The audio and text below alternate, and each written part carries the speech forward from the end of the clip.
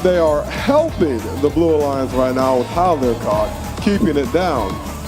6377 trying to dislodge their partners, 4639, the Robo Spartans, and they do a little violently. 4639, the Robo Spartans still caught on it, and they're free. That's good.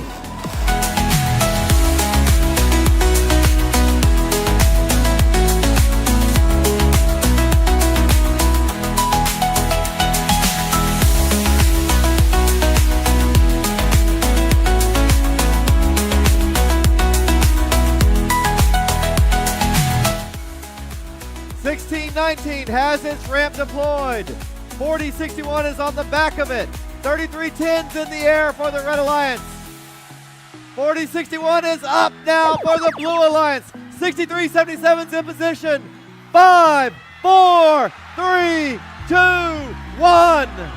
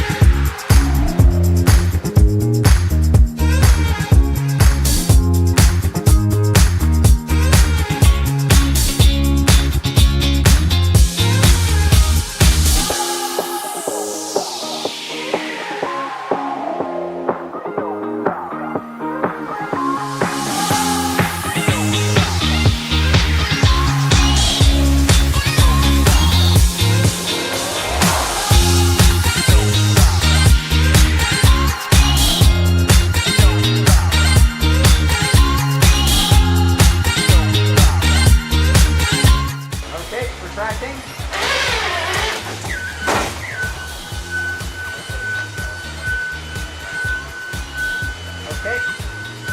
Tracking more.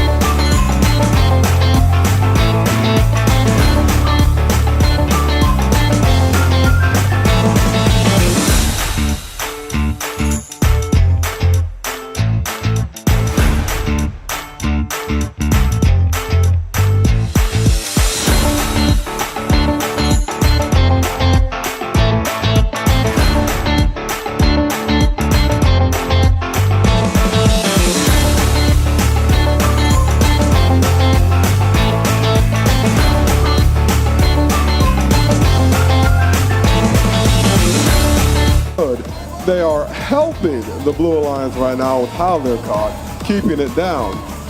63-77 trying to dislodge their partners, 46-39, the Robo Spartans.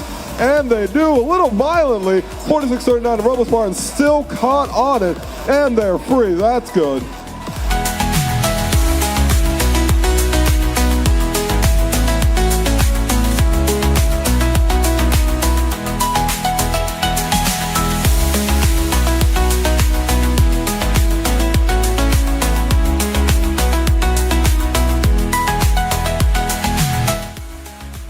$16.19 has its ramp deployed. 4061 is on the back of it. 3310's in the air for the Red Alliance. 4061 is up now for the Blue Alliance. 6377's in position. 5, 4, 3, 2, 1.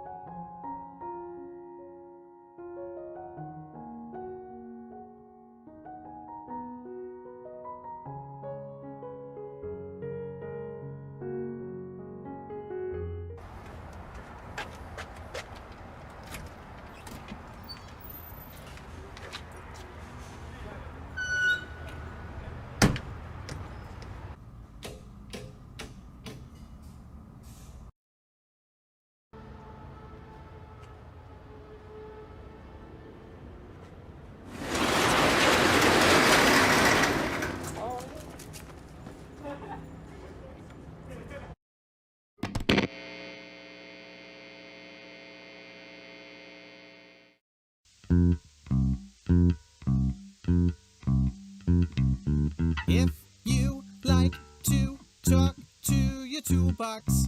If some code can make you smile. If you like to waltz with a robot up and down the hardware aisle. Have we got a team for you? Howdy Bots, Howdy Bots, Howdy Bots, Howdy Bots, Howdy Bots, Howdy Bots, Howdy Bots, Howdy Bots. Guarantee we are friendly, gotta be Howdy Bots. Marketing, programming, getting Howdy Bots. Prototype, market hype, blinding light, Howdy Bots. There's never a show like Howdython. There's never a show like Howdython. It's time for Howdython.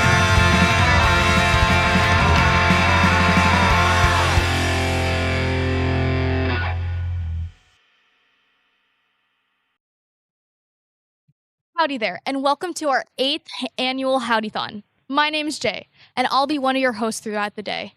While the main objective of today's telethon is to raise money for our next season, we are very excited to tell you about our team, share our favorite memories from this past year, and show you hints about what we'll be doing in the near future.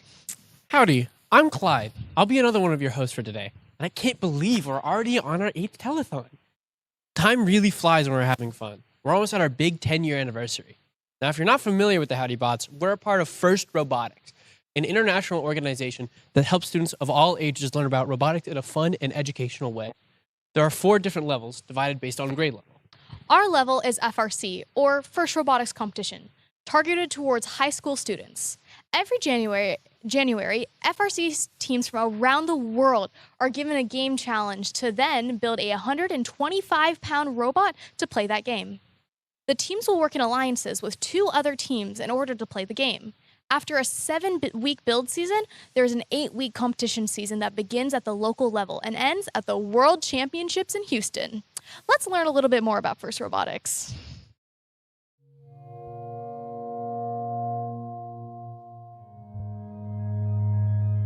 This isn't a robot.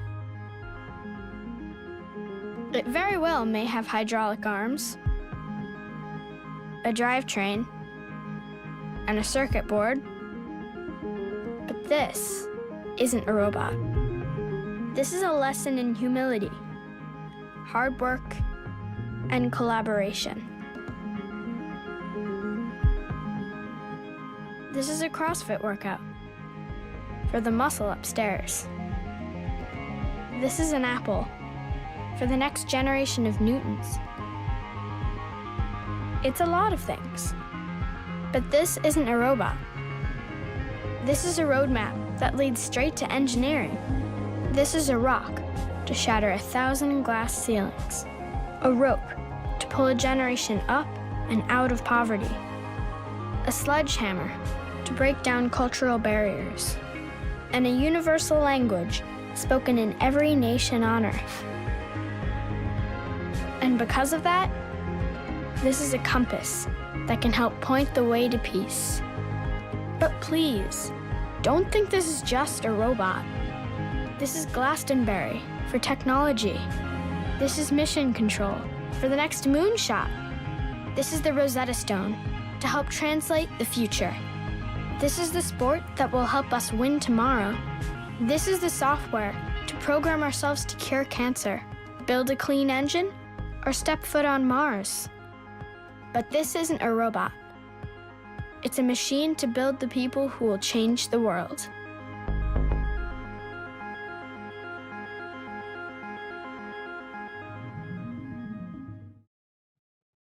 Now that y'all know about First Robotics, we want to tell you more about our team, the Howdy Bots.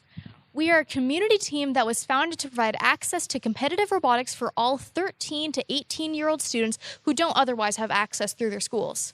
We started in 2016 working out of a garage with 11 students and 7 mentors, and we are excited to go into our 10th year, having grown to 36 students and 9 mentors. Wow, our budget's really grown too. Most FRC teams are based in large high schools, meaning they get a lot of their funding from schools or other organizations. But because we're a community team, we get 0 automatic funding. We have to raise the money for our robots, competitions, and our shop all on our own, which is why this Howdython is so important to us. Today's efforts are focused on funding our annual program costs for registration fees, robot parts, and shop space. As a community team, we rely on your support to make this program possible. Every dollar we raise enables us to provide this high-quality STEM education program to more students. Funds raised beyond our immediate program costs are used to provide scholarships to students who can't afford travel or other team costs, to build additional training robots, to upgrade our tools, expand our machining capabilities, and acquire additional computers for teaching. Let's take a little look at our annual budget and what your donations will help us with. Our annual costs are $160,000. As you can see, a large part of our budget is the cost of rent for our shop, robot parts, and competition registration fees. Our aim today is to get as close to $160,000 as we can. We literally cannot do what we do without your support. You may be asking, how can I donate and support you? Well, we've made a helpful video to show y'all how. Take a look. Howdy, y'all, and welcome to the 2025 Howdy Bots Telethon. We thank y'all for tuning in with us today. The sun is shining, the phones are ringing, and we're funding the future in real time. That's right, and we're here to show you the 3 easiest ways you can help fuel that future. Option 1, technology. Right at the top, you'll see Support Us. Click that and you can't miss that big, beautiful brown donation button. And while you're there, check this out. See that little monthly donation box? That is our favorite button. It's not just a donation, it's a subscription to Good Karma delivered 12 times a year.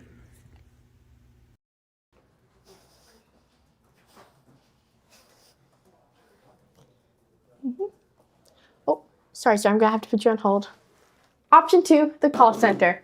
If you prefer a more personalized experience, our students are waiting for you to call in right now. Just dial the number on the screen and you'll get to talk to a real Howdy Bot student. And maybe even someone you know. And we'll get to thank you personally. It's a win-win. Option 3, the fixer-upper. Maybe you're more of a hands-on supporter. Or maybe you're clearing out the garage this weekend. We love that. Donations don't have to just be made with cash. Whether it's that box of tools you never use, you want to cater for some hungry kids, or you have raw materials like wood or aluminum. Trust us, our robots love a good fixer-upper. And of course, we always appreciate snail mail. You can send us a check made payable to Howdy Bots. The address is right on our website. So what are you waiting for? Go online, Give us a call. and of course, Thank you for supporting the next generation of innovators. We would like to take this opportunity to thank the many donors that have given to us earlier this month. We appreciate your generosity very much and hope that you keep on following our progress and see the amazing robot we build throughout the year. A big thank you to Nancy Smith, Sham Adavar, Conti Tonkala, Bhuvan Bakala, Pranati Tonkala, Ramesh Lingolu, Thulasi Bakala, Ravan Bondi. Emily and Craig Robson. Thank you so much to our early donors. Man, they couldn't wait to giddy up and donate to us. Evan. Sorry. And now we'd like to introduce our head mentor, Evan Marchman, to talk a little bit about our program. Hi there. Sorry for missing my cue. Yeah, so I am so happy to be here in our 10th season of this program. And, you know, as part of that, I've worn a throwback T-shirt. This is the very first T-shirt that Howdy Bots ever made. Thank you to Team 2468 in Westlake for inviting us to their in-house competition, so many years ago, where our team of, I think we were 6 at the time, got to put together a small robot and compete in their event. That was the first time that the students really got to build something and learn from it. But I just wanted to take a minute to really thank everybody who's helped us over all these years. It's been a long ride, a fun ride, and we look forward to this being an even longer and even greater adventure as we go forward. I think one of the things we've already mentioned is, you know, the Howdy Bots. We've had a lot of homes. We started out in my garage. We moved into another shop, which maybe we shouldn't call the sweatshop, but it was pretty hot.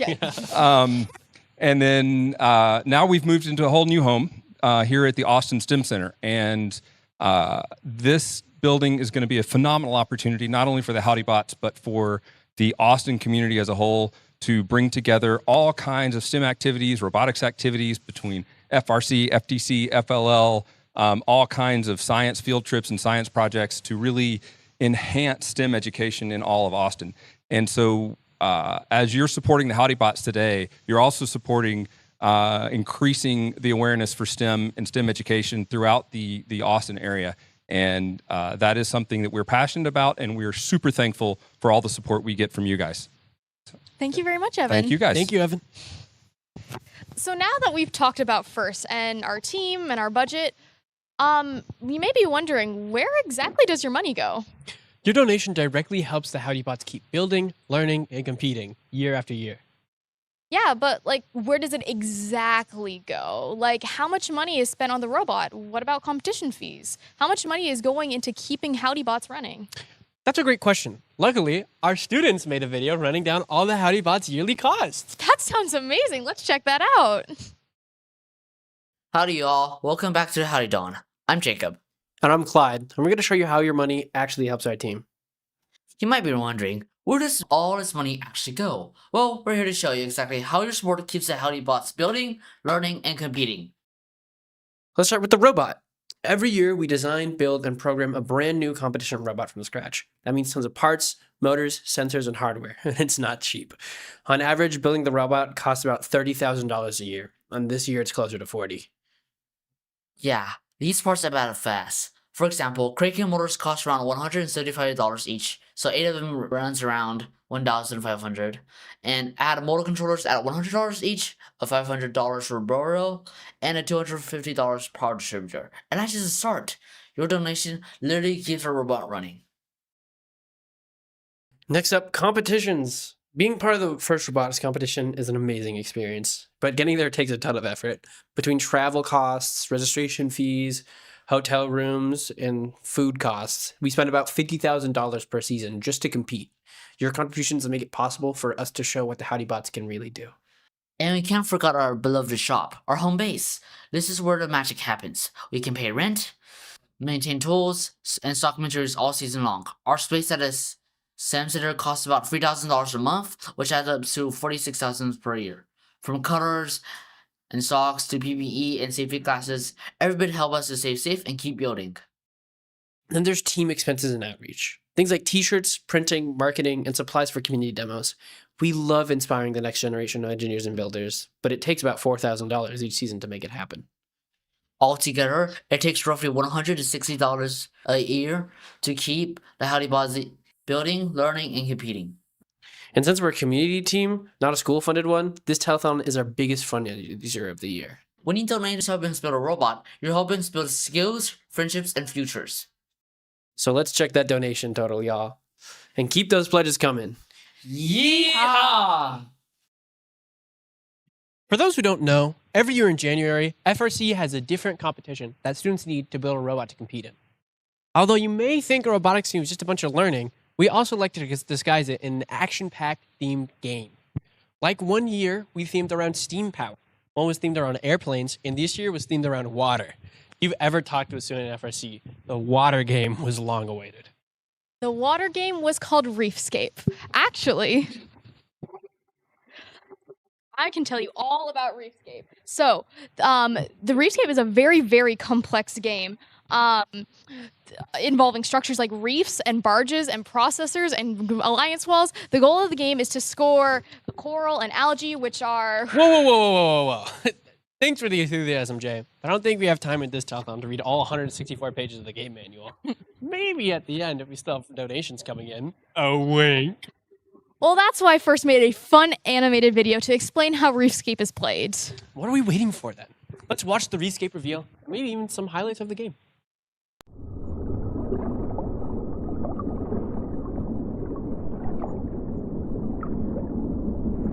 Welcome to the 2025 First Robotics Competition game, Reefscape, presented by Haas.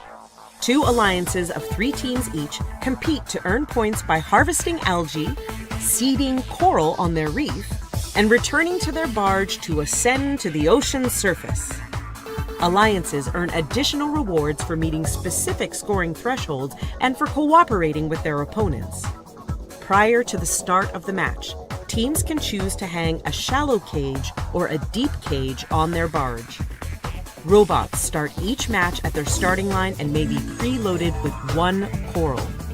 During the first 15 seconds of the match, robots are autonomous and can be programmed to leave the starting line, remove algae from their reef, and place coral on their reef. If all enabled robots on an alliance leave the starting line and score at least 1 coral in auto, the alliance earns the auto ranking point. During the following 2 minutes and 15 seconds of the match, drivers control their robot. Robots can place algae in their net and collect coral from human players at their coral station to place on their reef. Coral placed higher on the reef are worth more points. If an alliance can score enough coral on all 4 levels, they will earn an additional ranking point.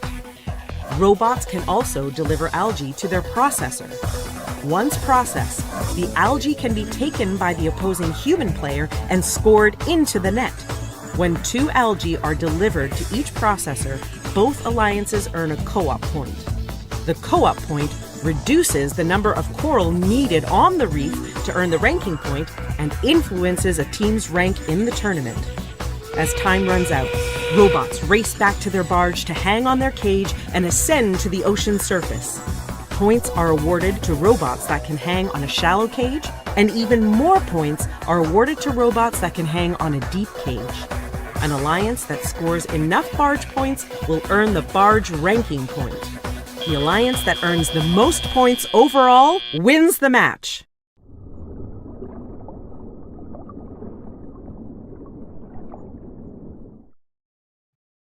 Jay is right. ReefScape was kind of complex. It feels like just yesterday that I watched that video for kickoff. I still remember how eager everyone was to see the highly anticipated water game. And now kickoff is only 56 days away. Whoa, I can't believe you're counting down the days. I am too. Do you have any guesses of what the new game is the new game rebuild is gonna be? Whoa, you gotta hold your horses, Jay. Before we even start speculating, we should explain what happens after kickoff. Oh, you're so right. So, once the teams learn what the game is, it's time to build a robot to play it. We have a 7-week build season where we design, CAD, manufacture, build, program, test, and practice with our robot. Then, the competition season begins. During the next 5 weeks, we play in 2 district events where the robot are put to the test against other robots in alternating groups of 3, called alliances. After all teams have played in 10 to 12 qualification rounds, the top 8 ranked teams get to choose 2 other teams to form an alliance, which will stay together through a double elimination playoff, all the way up to a best-of-3s final. During district events, teams earn district points based on how well they are ranked during qualification matches, what alliance they were a part of, how far their alliance went in playoffs, and for winning various team awards. If we earn enough district points in local district events, we advance to the state championship, where the difficulty really ranks up. In this Texas-sized competition, we face the strongest teams in the state and try our hardest to gain enough district points to make it to the first World Championships, also known as Worlds. At Worlds, we get to see if all our hard work pays off in a massive challenge which brings around 600 of the best teams in the world together to have a final battle to determine the winners of the year game. Worlds is so big, teams are placed in one of 8 divisions and play a full competition within their division. The winning alliance of each of those divisions come together to compete in one additional playoff for the World Championship title. It is a long road, 4 months in fact, but time always flies during build season, and despite all the effort, we all want to do it again another year later. We're not quite at that point yet. We still need to do some good reflecting on the past season. I'm not quite ready to leave ReefScape alone. You're right. Let's remember our 2025 build season while watching our robot reveal video of Siren, our 2025 robot.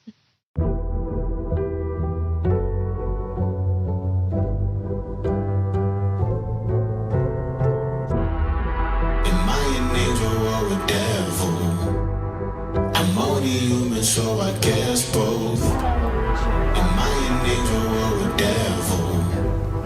I'm only human, so I guess both. Godspeed for the last time. My rear views like my past life. My demons mad that I'm too fast. Furious when I zoom past. Bite the dust while I dash. The villain gets the last laugh. Thought I had the white hat, but I did some dirt, now it's black. Who gon' smoke? I got gas. Who gon' choke? Who gon' gag? Who gon' boast? Who gon' brag? Who on most of this rap when I goes in my path? Am I an angel or a devil? I'm only human, so I guess both. Am I an angel or a devil? I'm only human, so I guess both. Yes, both.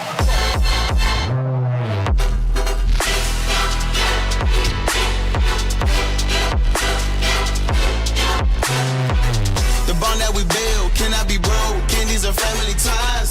It's right to the wheels, fall off the road. Every connect in the sky. The blood that we shed and that we cried. Keeping with us till we died. We had a hell of a ride, but now it's time for goodbyes.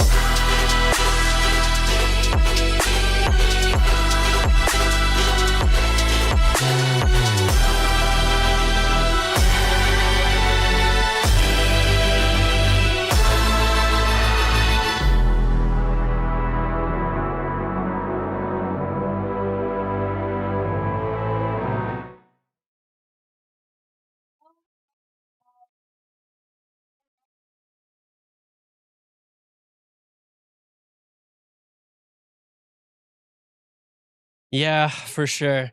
I heard someone once say that in FRC, each robot is a different solution to the problem of that is that year's game.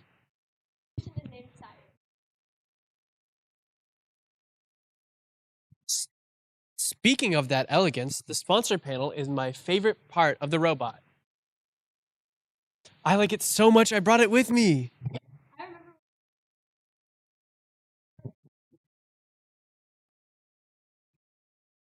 Our sponsors are a big part of why we are able to complete.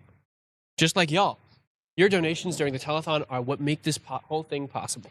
Absolutely. If you are interested in making a donation for our team, please call the number on screen or go to howdybots.org and click the donate button. Thank you so much for helping us. And while we're talking about donating, let's thank some of the donors that have called in so far. Chirag, Srini Ranganathan, Kiran Yarlagarda, Coco Peterson, Yogita Vunamatala, Mithili Senthilnathan, Charlie Wen, Priya Venkatathatham. Thank you once again for all your donations. We really appreciate your support that helps us be able to learn and work so hard over the build season to make our robots. We don't just learn in our build season. It takes place over years.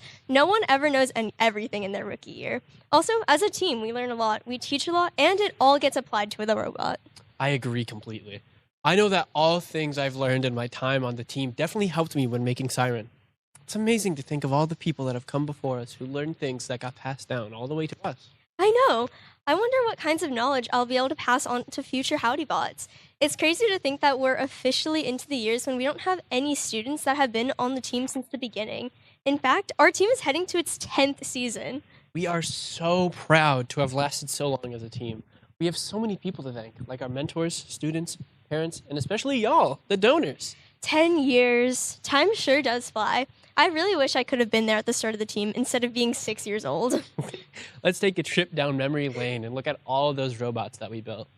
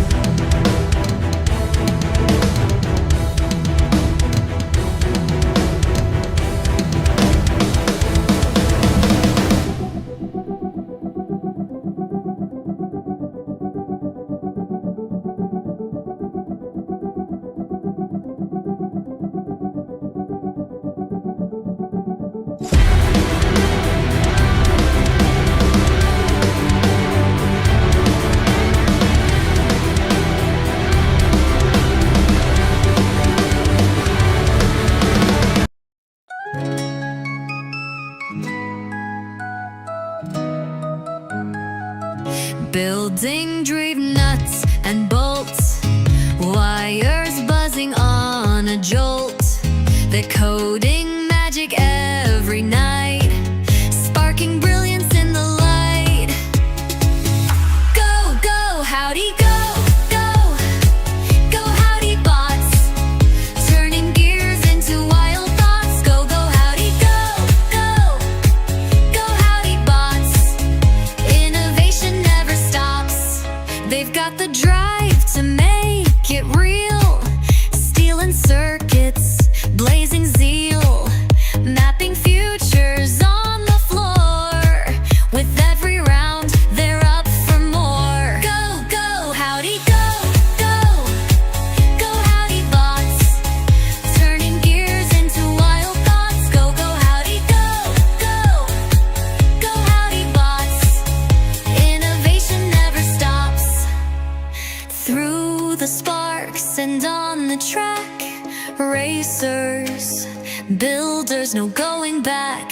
With a mission, they take the lead. How'd you doubt that they'd succeed? Teamwork flows like lightning fast. future built to last. Electric minds, they own the scene. Howdy Bots, the champions keen.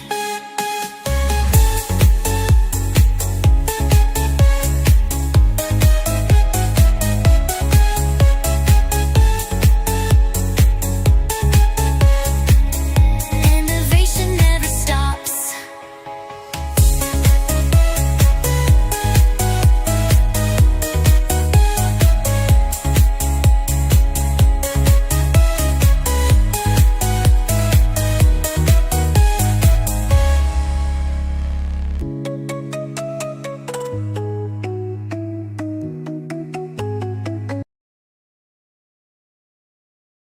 We've built a lot of robots over the years. They sure have changed.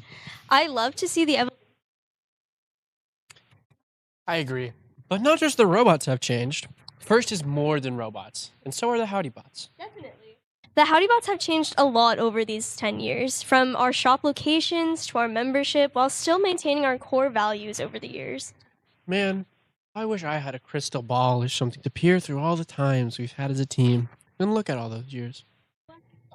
Crystal ball, but we do have a video about the past decade of Howdy Bots. Oh boy! Howdy, I'm Josh. And I'm Kaylee, and we're part of FRC Team 6377, the Howdy Bots. This year marks our 10th year as an FRC team, and over the last decade, our team has gone from working in a garage to a new shop with lots of growth, taking home over 20 awards. So, let's take a look back at everything we've built, accomplished, and the last 10 years of our competitions. In 2016, we started our team to help fill the gap and provide students the opportunity to participate in FIRST Robotics. In our first season, 2017, we competed in the game Steamworks with a robot sheriff. We had only 10 students, but despite that, we won the prestigious Rookie All-Star Award, making it to Worlds our first year. We also won the Rookie Inspiration Award. In just our second year for the game Power Up in 2018, a retro 8-bit themed game, we were invited to an alliance at every single one of our competitions. We also won Lone Star Regional, getting us to Worlds once again, which is unheard of for a second-year team. We also won the Imagery Award, which celebrates aesthetics and engineering and a visual aesthetic integration of machine and team appearance. For the 2019 season, Destination Deep Space, we designed our robot with a wheeled intake and what we called a bird beak to score game elements, as well as using suction to climb. Our innovative robot won the Creativity Award at both our district events, the Imagery Award, and got us to Worlds yet again, finishing in the Touring Division. In Infinite Recharge in 2020, due to COVID-19, it got cancelled before even the first event, and it was pushed to the 2021 season. Nonetheless, we were still able to do some cool stuff, being able to iterate our robot a lot, reducing cycle times, and we improved code to target the power port quicker. We also won district event finalists and won the Entrepreneurship Award. In 2022, Rapid React, our monkey bar climbing robot, Danger Noodle, won the Gracious Professionalism Award at Waco Districts. We also won the Autonomous Award at Austin Districts, an award given to teams that have consistent, reliable, and high-performance robots during the autonomous period, where robots run completely on pre-programmed code to complete specific tasks. 2023, with the game Charged Up, was a big year for us, making it to Worlds as Johnson Division finalists with our robot Sidewinder. We also won the Excellence in Engineering Award and the Creativity Award at San Antonio Districts. Coming from a team that was built in a garage, being finalists in the Johnson Division at Worlds marked a huge milestone for the growth of our team. In 2024, for the game Crescendo, we won the Quality Award at Waco again. We were also part of a unique few robots who used a turret in our design, with a consistent and reliable auto getting us the Autonomous Award at San Antonio District. In our most recent season, Reefscape, our team consisted of around 40 members, which is a huge jump from the 10 students we started out with. At Waco Districts, we won the Team Sustainability Award and won the Innovation Award at Maynard Districts. Over this off-season coming into this season, we've been moving into a new shop at the Austin STEM Center. We are so excited for this season. Thanks for joining us to look over all the amazing things we've done over the last decade, and we can't wait to see what next season brings. I'm so jealous. I wish I was in high school for 10 years so I could be there for all those different years of competitions. I completely agree. But at least the people that did participate in those years left their mark on. So many of our students have been impacted by a program. And even after graduating, they've still benefited from their time here. Let's hear from a few of our Howdy Bot alumni and even another alumni from another. Ooh. What's your name? And tell me about your experience with FRC. What team were you on and when did you graduate? My name is Quinn, and I was on Team 6377, the Howdy Bots. I did manufacturing for them, and I graduated in 2025. So my name is Luca. I'm an alumni of 5431 Titan Robotics, and I was on the marketing sub-team. I graduated in 2024. Howdy, my name is Malachi. From the 6377 Howdy Bots, I was a programmer and I graduated in 2024. I'm Myron. I was on Howdy Bots, Team 6377. I was part of the mechanical sub-team and I graduated in May 2024. Hi, I'm Lydia, and I'm a former Howdy Bot. I was on the team from 2021 to 2024, and I was a mechanical student. Hello, I'm Alex Kaplan. So originally, when I was in first, I was part of 1086 Blue Cheese out of Richmond, Virginia. I was on the CAD and design sub-team of that team and was one of the team leads at my senior year. And then I graduated in 2013. What is your favorite FRC game? I think my favorite game was probably 2023 Charged Up. We almost made it to Einstein's that year, which was super fun, and I just learned so much, and it was just such a fun time.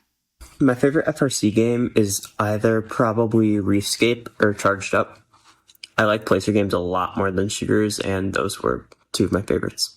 My favorite FRC game so far has probably been 2023 Charged Up.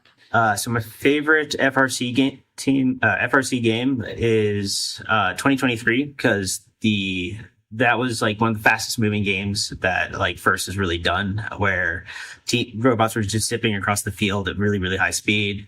And it was a really, really fun game to play. My favorite FRC game is probably Charged Up, though I did like Rapid React quite a bit. My favorite FRC game that I've seen was probably, honestly, Crescendo, or I think it was Rapid React. What is your most memorable memory of first?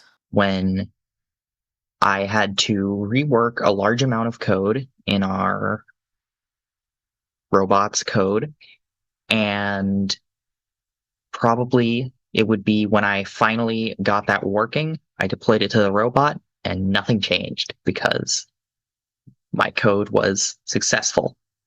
And that was the goal, was to change nothing on the outside. My most memorable memory of first is either my very first competition, which was an off-season competition, or my first year on the team. My team made it to Worlds, and I got to go button collecting in the pits. The most memorable thing for me was going to competition. I think that 2022 off-season, the Girls Drive event was really fun. I got to drive with my friends, and we won that competition, so that was actually really fun. And I just feel really empowered getting to take charge of the field. My most memorable memory of first was definitely in 23 when Howdy Bots had partnered up with my younger brother's team out of Virginia at the World Championship event, and we were able to go all the way to the finals of the division, which was really, really cool. Was my most favorite memory? Probably also during 2023. I got to work super closely with the pit crew that year, and it was quite stressful and quite a lot of work, but it was really fun, and I made some great memories with those people. What do you think of the Howdy Bots? So Howdy Bots is a great team that provides a great opportunity to students, and I feel like it's much more geared towards more of an engineering setting where it's not necessarily treated like just a normal after school curricular or a team high school team. It feels more like a much more engineering setting, which I think is a huge benefit to students. They're overall a solid team and a great place for people whose high schools wouldn't offer them robotics or homeschoolers. I loved my time on the Howdy Bots. I think it was such a great way for me to just like learn what I was interested in and just like find out what there is to do and all that kind of stuff. So I think it's a really great way to like explore it. I think Howdy Bots is great. It was an amazing opportunity for me to experience FRC and these competitions and to get introduced to all these different kinds of engineering and robotics. And I think it can do the same for so many other people. Well, I'm going to be a little bit biased because it was my team, but I think the Howdy Bots have a lot of great kids and a lot of great energy, and I love the goofy costumes. So I think it's a pretty good team overall. I enjoyed my time on it. I adore Howdy Bots. They're a very sweet team. They've always been very welcoming and kind to me. I've interacted with them a lot at competitions. They're an insanely sweet team. It's always a joy to see them. I'm sad at competitions they're not at. I love Howdy Bots. How did FIRST impact you? I was a wee homeschooled girl before, but now I have so many friends, so that helps. But also, I really love engineering, and I learned that from being here, and I'm working towards an electrical engineering degree now. FIRST gave me a place where I felt like I belonged. I always tell people, yeah, you'll never see me happier than I am at a robotics competition, and frankly, that is true. The robotics competitions gave me a place where I felt like I could be myself and I could actually talk to people and make friends. First introduced me to what being an engineer is like. The failure, the struggle, the hard times, and also the fun of seeing your creation work. FIRST impacted me in quite a lot of ways. It gave me a lot of useful experience in programming and engineering, and it also helped me get into Texas A&M. I would say FIRST had a pretty big impact. Before doing FIRST, I fully thought I wanted to go into the sciences, but it introduced me to engineering, and that is now what I'm majoring in. It's really what got me into engineering, and also it really helped develop skills I ended up using through college and in industry.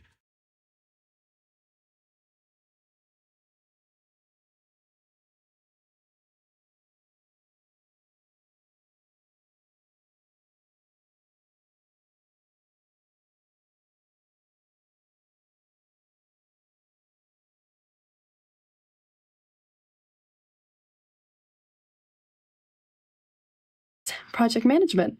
Well, I'm studying computer science at Texas A&M, and I'm not entirely sure what I want to be when I grow up. I probably want to do something computer science related, but I'm not sure. Currently, I am in college, and I just changed my major to hospitality administration, and I want to be a chef one day. My focus is culinary.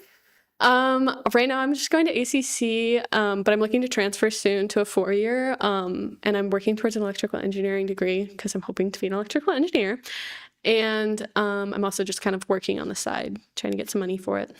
Right now, I'm going to A&M and ACC to get my general engineering degree, and then hopefully I will specialize into either a robotics engineer or an aerospace engineer. Right now, I'm currently working at a startup, so I've already done, launched rockets before and put my hardware in space. I've gotten to operate hardware I designed on the moon, so now I'm working on trying to see if I can be able to take hardware and return it back to Earth and then send it back up again. What are some skills that you learned from FIRST that you use every day?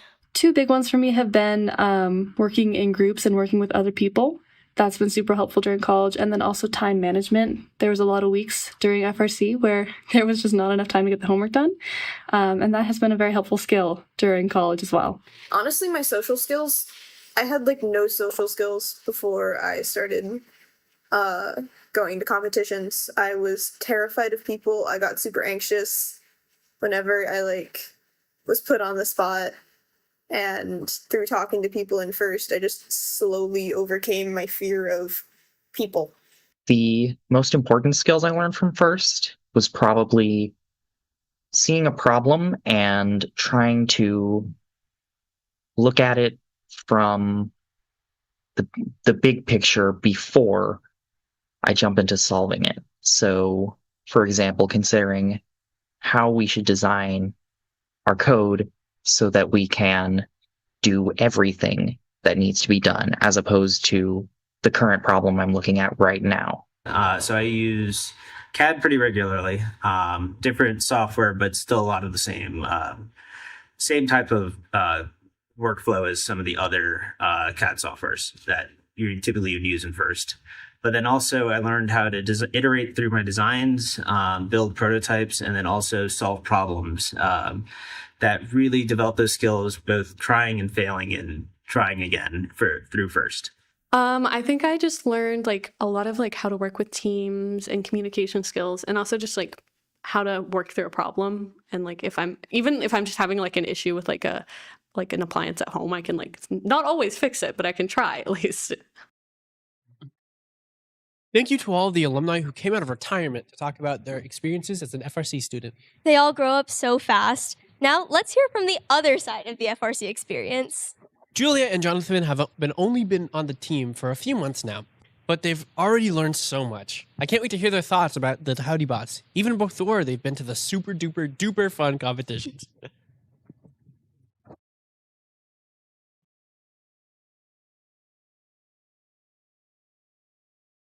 Hello, my name is Vishnu. I'm going to interview this too. What were your first impressions when you joined the team?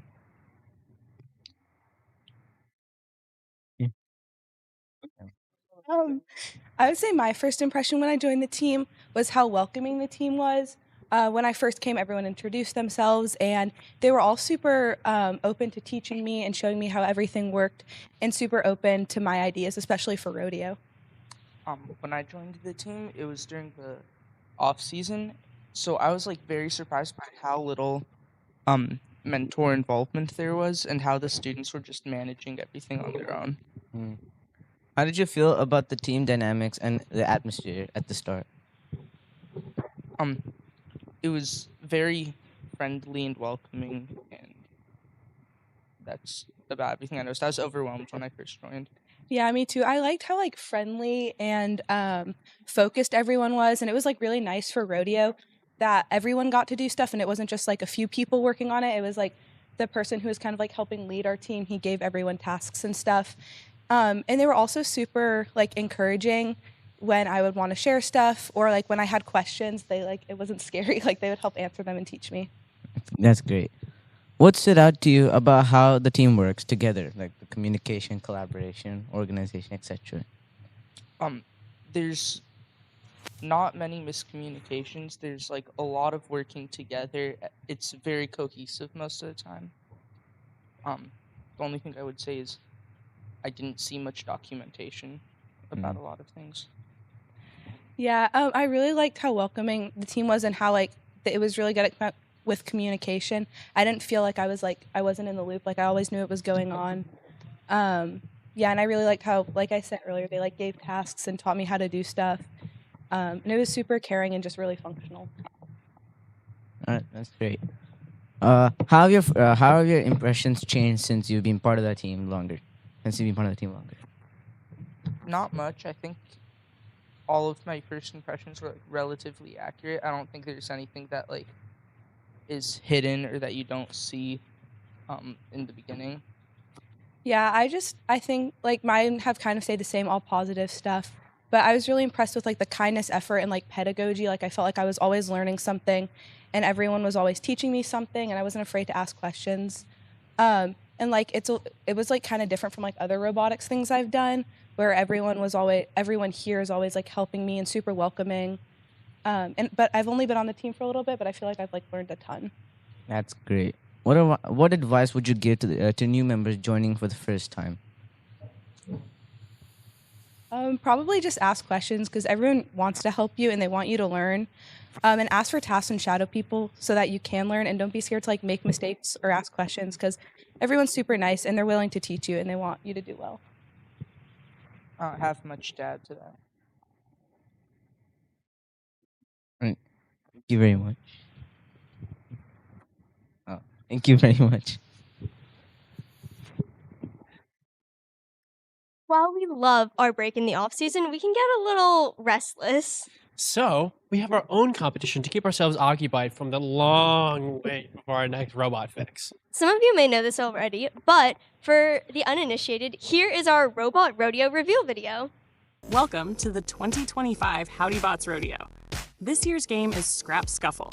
In Scrap Scuffle, two alliances of two robots each race to ship salvage on their freight train, dump scrap into their opponent's yard, and finish the day on their charging docks. Matches begin with a 15-second autonomous period. Robots may start with one salvage loaded. They can clock in by leaving their charging zone and score salvage on the freight train for 50 points. When drivers take control, each salvage delivered to the freight train is worth 25 points. Every piece of scrap pushed into the opponent's scrapyard scores 1 point. In the final moments, robots rush to their charging docks. Robots fully supported on a dock are considered engaged, earning 40 points each. When the dust settles, the alliance with the most points wins the match. Clock in, move that salvage, and pile up the scrap in Scrap Scuffle. That reveal video was amazing. Fun fact, one of our student mentors, Jackson, made that in like 2 days after learning the game. Also, yes, we have another host of the Telethon, Amai Nesh. I love how the rodeo really encourages us to use our prototyping skills and allows us to have fun and scrappy, but effective and not crappy. Over the years, we have also improved our manufacturing abilities considerably, allowing us to make more advanced parts and, as a result, more advanced robots. And getting those capabilities was no easy task either. Some of our most advanced machines, like our Haas and Laser, cost a lot and need so much space. Even if we put aside the training we needed to complete those machines, we still, it's a lot. Luckily, our telethons have helped fund our manufacturing abilities a lot. By using the money that we generate here, we're able to purchase these machines and teach our students more real-world manufacturing. Remember, FRC is expensive. It's not just our manufacturing equipment, it's our parts, bearings, vision systems, gearboxes. Maybe we should give some of the costs associated with those parts to give the audience a better idea of where their money goes. Good idea. In fact, we prepared a few slides to help you understand just how your donations help our team. So, $20 can give us 4 bearings or 2 intake belts, which we need for all of the moving components on our robot. $100 can get us 2 planetary gearboxes or a battery to help supply energy to the robot. $400 is a limelight, which is basically our robot's eyeballs and help us determine positioning. $3,600 gets us a drivetrain for one of our robots, and $7,000 is one complete robot. Robot parts are not cheap, and we need quite a few to make our robot do all the things it has to do for the game. Over the years, the technology and engineering of these parts has increased tremendously as new parts have been released. However, so has the cost, which means we have to fundraise more and more each year, majority of which we get through the Howdython. That's right. The Howdython is how we earn almost all of our money for the build and competition season, as well as off-season projects. The money that you donate helps us buy the parts needed to make our robot designs a reality. We learn so much from taking our designs and seeing how they work in the real world. In the off-season, we can take our robots to libraries, schools, and other community events to help inspire the next generation. Absolutely, and without the money that we receive from the Howdython, a lot of our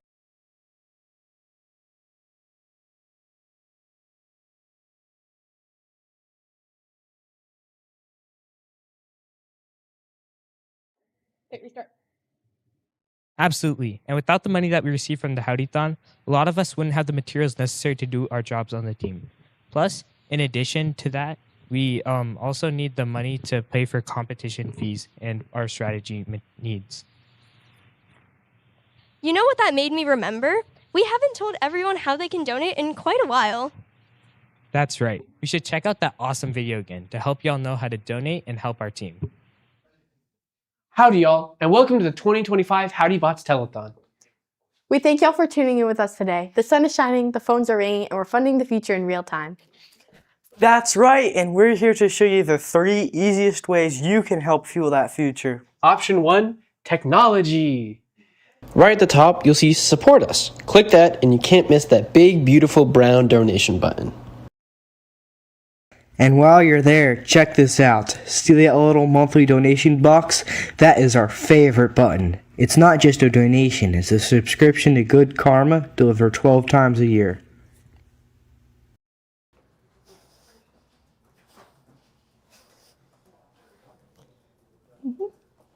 Oh, sorry, sir. I'm going to have to put you on hold. Option 2, the call center. If you prefer a more personalized experience, our students are waiting for you to call in right now. Just dial the number on the screen and you'll get to talk to a real Howdy Bot student. And maybe even someone you know. And we'll get to thank you personally. It's a win-win. Option 3, the fixer-upper. Maybe you're more of a hands-on supporter. Or maybe you're clearing out the garage this weekend. We love that. Donations don't have to just be made with cash. Whether it's that box of tools you never use, you want to cater for some hungry kids, or you have raw materials like wood or aluminum. Trust us, our robots love a good fixer-upper. And of course, we always appreciate snail mail. You can send us a check made payable to Howdy Bots. The address is right on our website. So what are you waiting for? Go online. Give us a call. And of course, thank you for supporting the next generation of innovators. Now that you know how to support us, get your donations in so we can go ahead and thank some of the lovely people that have already donated. So, Letty Garcia Alberon, Ranga Tirumulasedi, Murali Janapani, Karshima Dhruv, Prashant Yarlagarda, Irene Hisses, Suresh Desari, Juliet Debodal, Praveen Yarlagonda, Vivian Yang, Adam Lazier, Cheryl Huang, Saivana Riley, Kim Westbrook, Alex Kaplan, Renee Medio, Rowena Espada, Nancy Sensolo, Lisa Rattel, Josh James, Laura Roebuck. Ramya Naik. Now let's hear another word from our head coach, Evan. Hey there. So glad to be back here. So, we're already up over $6,000. So this is, things are moving along great. We've got a long way to go. We need to keep that number going up. I said earlier that, for 10 years I'd worn the original shirt. So this year is 2018 Power Up. So this was the year we were finalists at World Champs. And so it was a special year for us. Our second year, we made it really far that year. But the reason I'm back here is just to, remind everybody how important these programs are to our students, right? So this is really about bringing experiences to the students that not only bring them knowledge, but bring them the real-world experience of designing something, troubleshooting something, having to communicate that with everyone else in their team, but also people outside of our team. Like, how do you talk about these technical topics? How do you explain a robot to somebody who has no idea what a robot does? And as you go into the workforce, as you go through high school and go into whatever program you're going to go into after that, and you get out into the workforce, the skills that are learned in this program are skills that you will carry forward the rest of your lives. As a engineering manager for many, many years in my career, I can speak directly to the fact that these kinds of skills are what we need in the workforce. They're what will make you successful. What will bring you the most value as you go forward in your career. And your help, your sponsorship to make this team possible, to allow us to do the things we do, that's what creates the opportunities for our students and for future students to come. And as I said earlier, now as part of the Austin STEM Center, we are able to expand that reach, expand the value of those dollars so that we can do more with more students and really bring this down into the younger generation so that as they grow up in STEM and are STEM literate, they can not only converse about technology, but they can use it to their advantage and they can use it to help society. So I really thank you for your support. Let's keep it going. Let's keep going to our goal of $40,000. We really need to hit that goal. So, if you get to 45,000, all this hair comes off. The kids get to shave my head. So help them get there. Thanks. Thank you. Thank you. Again, we are greatly appreciative of any donation. You can help get us closer to our goal of having a great 2026 season. Last year, you helped us make an amazing robot. We hope to be able to continue making robots and a difference each year. Your donations are what make it possible for us to continue our success. A few videos ago, we showed you what our robot rodeo game was actually about. But in this next video, you'll get to see the robots our students came up with that competed to be crowned the victor of the rodeo. Drivers behind the lines. In 3, 2, 1, scrap!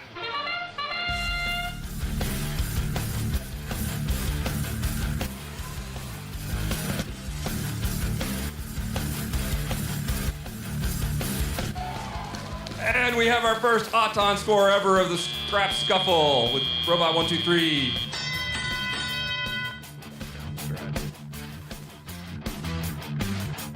We'll adjust the timeouts. And everybody is now in teleop. We've got 2 robots moving on the blue side. We're going for a score of some salvage.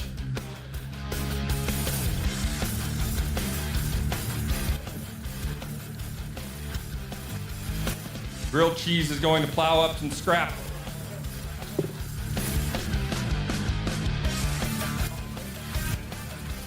Got 2 salvage scored on the blue side.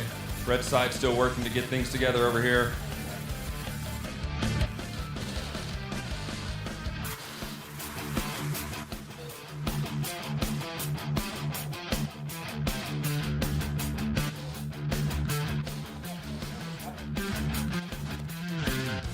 Up Oscar for a third.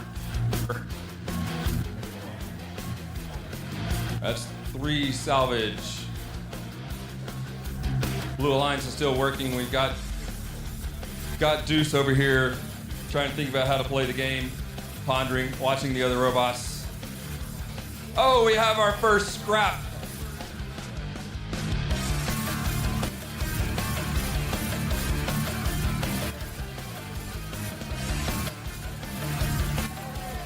So all these students had 6 weeks to see this game, come up with a design, build the robots, and test it. That's our 4th salvage by Oscar the... Oh. Robot on robot scrap chuck there. Here goes some more scrap going across the field. Oscar's got 4 over.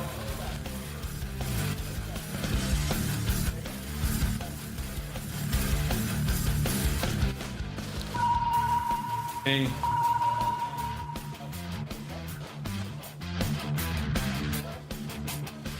Two more scrap.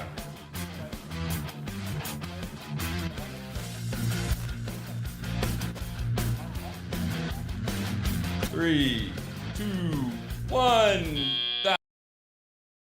Dang, I had money on Team 2 winning. Speaking of money, we have a very special announcement from our mentors.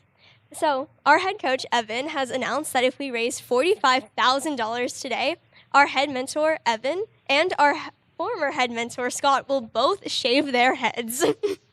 Additionally, if we raise $30,000, our mentor, Anisha, will take a shot of hot sauce. If we raise $25K, our former student, our alumni mentor, Jackson, will get pied in the face. If we raise $20K, Inesh, will get pied in the face. If we raise $160,000, our mentor, Christy, will shave her head. Please, guys, let's get us to that 160K so we can shave all of our mentors' heads. Anyways, what's the next video? Oh my gosh, this video was a spark of genius. The absolute masterful cinematography and wordplay truly make this video 1 in a million. This video is my Roman Empire. What video even is this? I don't think I've seen this one yet. Why do you even like it so much? Trust me, it speaks for itself. You're gonna love this video, or should I say, song. I think it's time to take a trip down to the old first field. I love that transition.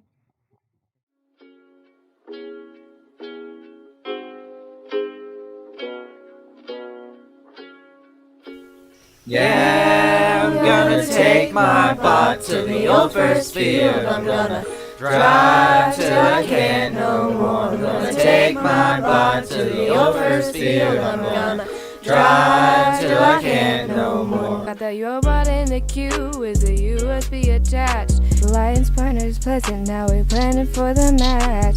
Pull up to the field, reset in the wrist, yeah. Is the red light blinking? Drivers between the lines. Why is the robot not moving? Where's the FTA? I think we might be losing. Maybe no one's scouting. Roll into the pit, now 10 minutes till the next match. Better cables loose or Maybe wrong code branch. Oh, please not a chain break or another sheared gear. Is that a slash bumper? Who borrowed a gaff tape? What do you mean he's in the bathroom? Don't tell me how to zip ties. Now it's time to panic. Call our alliance partners. Gonna take my bot to the old first field. I'm gonna drive till I can't no more. I'm gonna take my bot to the old first field. I'm gonna drive till I can't no more. Pat down on the half suction holding long term. Now he winning matches and looking for a banner. We got FRC friends and competition. They came to our rescue and now we up and running. Got no stress cause we figured it out. Time to create that howdy shout. Wish I could roll on back to that old first field. I wanna drive till I can't no more. I'm gonna take my bot to the old first field. I'm gonna drive till I can't no more. I'm gonna take my bot to the old first field. I'm gonna drive till I can't no more.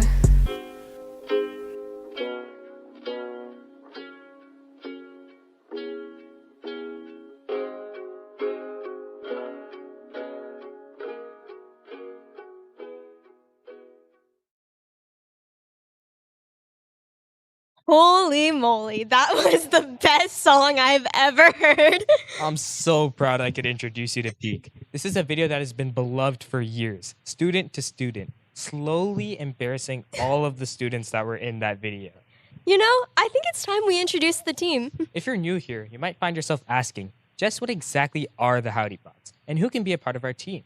The next video answers all of those questions and more. Time to learn about who the Howdy Bots really are. Howdy Bots. I'm Kaylee. And I'm Josh. We're from Team 6377, the Howdy Bots. Let's talk about who we are as a team and where we're going. Our team was founded in 2016 by our current head coach, Evan. We had very humble beginnings as we started in Evan's house and garage. He wanted to create a place for students from public, private, and home schools who were interested in robotics. During our first year, we had only 10 students. We've grown now to around 40? Yeah, 40. And despite our small population in our rookie year, we won a few awards and even went to Worlds. After our first few seasons, we moved out of the garage and into a warehouse in North Austin. It had around 5,000 square feet of space, and it was an amazing spot for us to grow into the team that we are today. Yeah, we had space for some of our larger machines, like the Haas, which definitely wouldn't have fit in the garage. We had an attic for storage, and we had a huge driveway where we played some games, like Foursquare, during some breaks that we had. We stayed in that shop for a whole 5 years, and then we joined the Austin STEM Center. The Austin STEM Center is a nonprofit organization that reimagines education by turning learning into doing. Through robotics design and fabrication, they help learners transform curiosity into the real-world purposes. We really have come far from a garage, huh? Yeah, 10 years is a really long time. We've accomplished so much, and we have so much in store. And we are excited to be part of the Awesome STEM Center. Let's see what we can do this season.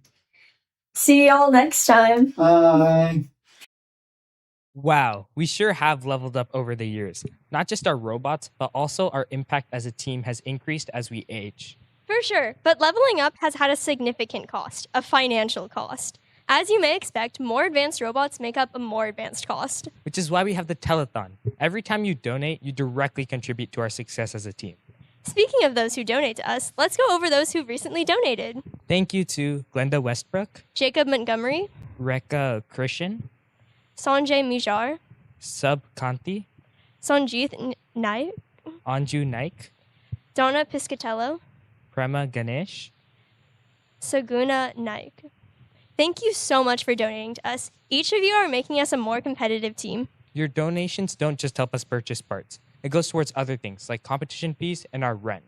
Wait, that just reminded me. As we've leveled up, so have where the Howdy Bots home is. We may be a team truly built out of a garage, but that garage without air conditioning no longer defines us. We spent the entire summer cleaning, packing, and preparing to move into the STEM Center. Our entire team, mentors, students, families, and all helped transport all of our belongings into the new shop late this August. That day was amazing. I was in the old shop packing everything into the packing trucks, and it was definitely a struggle in the Texas heat. But we had so much fun and really bonded while saying goodbye to our shop. I remember that. How about you want to take a quick trip through memory lane and show the viewers all of our efforts from that day? Sounds great.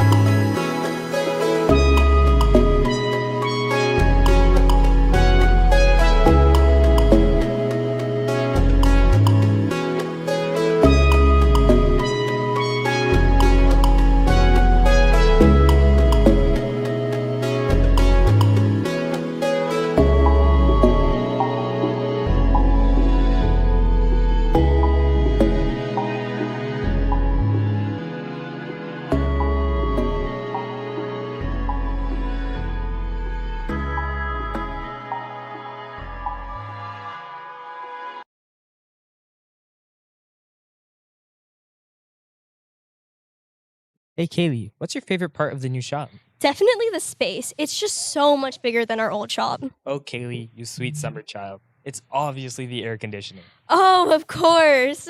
It's All right, 3, 2, 1, scrap! times easier because all of us weren't sweating our butts off in the heat. And I can't wait to not freeze my fingers off while catting in January. Speaking of rodeo, I think it's time we take a look at our next match. It's a real nail-biter. Drivers behind the lines in 3, 2, 1, scrap! All right, we had some motion. One of them went the wrong way. Thank goodness for fences.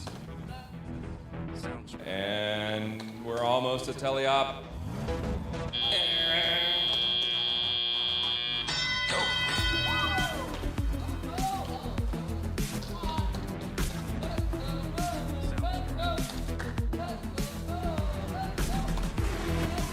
All right, we actually have a team cheering.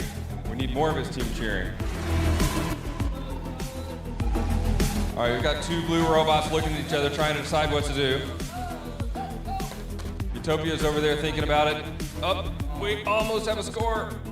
And we have a hold of it. Nope, bailing out.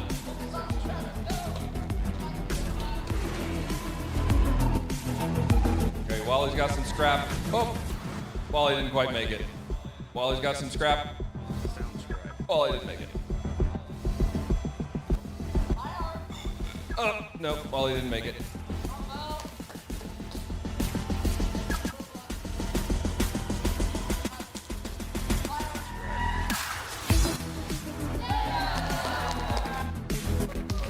One over the berm with a little bit of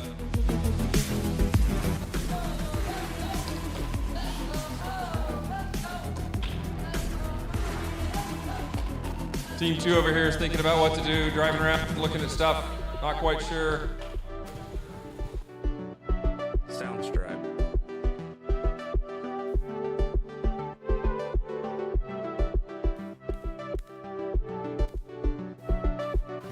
Unfortunately, Team 7 is dead in the water. They had a disconnect.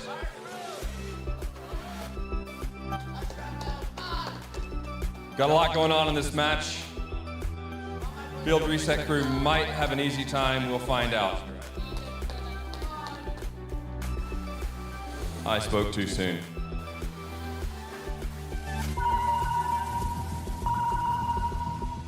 Okay, we have not yet seen anyone try to dock on the charging station. No one has yet tried to dock onto the charging station for those in-game points. 3, 2, 1, not quite. All right, match 2 is done. Wow, that was an amazing match. Also, I'm Jacob. I'm your last, but not least, host of the Telethon today. Howdy, Jacob. I agree. It really was. A great performance from all the robots involved. I can't wait to see the rest of the matches throughout the rest of Telethon. But now, it's time for another interview.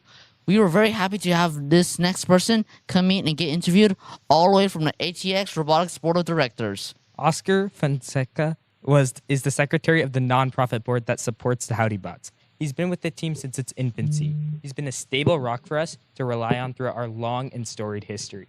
We're going to ask him what it's like being a member of the board. We really appreciate all the work he does behind the scenes to keep the Howdy Bots running. So, Oscar, would you like to introduce yourself? Sure. Really nice to be here. Thank you so much for inviting me to this interview. I am Oscar. I'm the secretary of the board of directors for ATX Robotics. What that means is that we are overseeing the Howdy Bots program, among other 2 programs that we also have under the ATX Robotics nonprofit organization. And I'm really happy to be talking to you about the amazing things that Howdy Bots is doing, how our folks over in the screen can help us continue with this mission. And of course, how do we empower the youth with the tools that they need really to be successful in science technology, but also in their professional careers. Awesome. Thank you so much. So how did you get connected with the Howdy Bots? And why did you decide to join the board? Sure. That's a very interesting story. I was involved with First Robotics since I was in high school. I'm actually an alumni of Team 2283 back in Mexico, where I was born and raised. And when I moved to the US in 2017, I actually got connected with the Howdy Bots as the first email that I ever got in my inbox, right? It wasn't even the onboarding from human resources from NI. It was actually hey, we already know which team you can be working on so that you can get connected and get, up and running fast. So since October 2017 that I have been in the US and working with National Instruments, I have been connected also with the Howdy Bots, started being a programming mentor for them. Then, all the COVID happened and so on. And since then, I have been in the board of directors as a secretary. Well, I'm very excited to ask you about NI, but first, for the people who aren't really familiar with a nonprofit like board of directors, can you tell me the purpose of them and how they aid the Howdy Bots? For sure. So the Howdy Bots, as you know very well, it's a community team, right? We are not under a school district. We are not under another educational organization. So what we did is that we came together as a community and created this nonprofit organization, which is basically a standalone 503c1, basically, which is 501c3, so which is the type of organization recognized as non-for-profit. What we do really is we help bring the tools needed for youth development, especially in science and technology, to the Austin area. So hence the ATX, right? We really want to ensure that the Silicon Valley of Texas, right, has the correct investment, not just on the organizations that are building, the cool robots and the AIs and all of those things, but also on the new generations, on our youth. And so as the board of directors, what we do is that we are a group of professionals that oversee the development of the different programs below ATX Robotics. So what that means is that for each one of the three items that we have, Howdy Bots being one of them, we are overseeing, how is the program running? How are their finances? What else do we need to do to ensure that the tools that we want to equip you with are actually getting delivered properly, right? From mentor selection, from how to fundraise more adequately, from how to get the spaces that we have. Now we have air conditioning, which is great. It took us years, but we are here now. Yeah. So little by little, 10 we're years. making progress. Exactly. So 10 we're years. making progress little by little. And I'm happy to be part of that transformative effort for our youth. I'm going to pause for a second. Could you turn on this? It went to wallpaper. Wait. Okay. Can you tell me about, I know you've been involved with FIRST for so long, but what is your favorite thing about the program? About FIRST Robotics, my favorite thing is really that you get to work with adult mentors that are actually doing the things that you are aspiring to do, right? So when I was in a team, we were working next to General Motors mentors or a mentor from Google that came to the workshop and was telling us about how they do programming, how do they tackle these challenges that when you are in high school, you're like, okay, I don't know how to build this thing. Like, I don't even know how to think about it.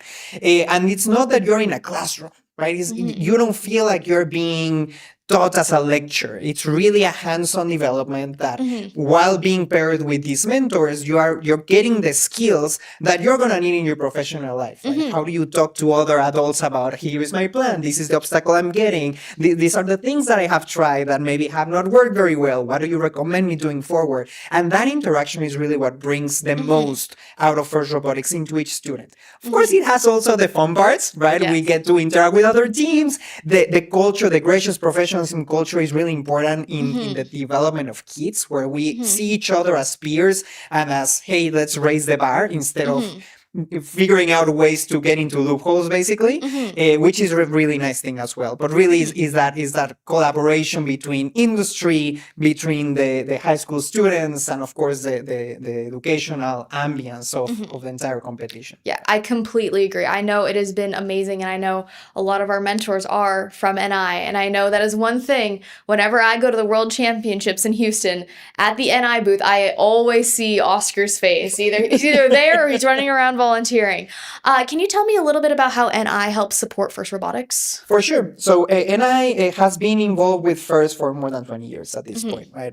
In 2009, we became the controller and one of the languages supported for FIRST Robotics. So we have been helping FIRST with product, with mentors, with volunteers. As you say, we're in the World Championship. We also staff events here in Texas to help ensure that the technology is running properly, that we are being part of that ecosystem of growth and knowledge.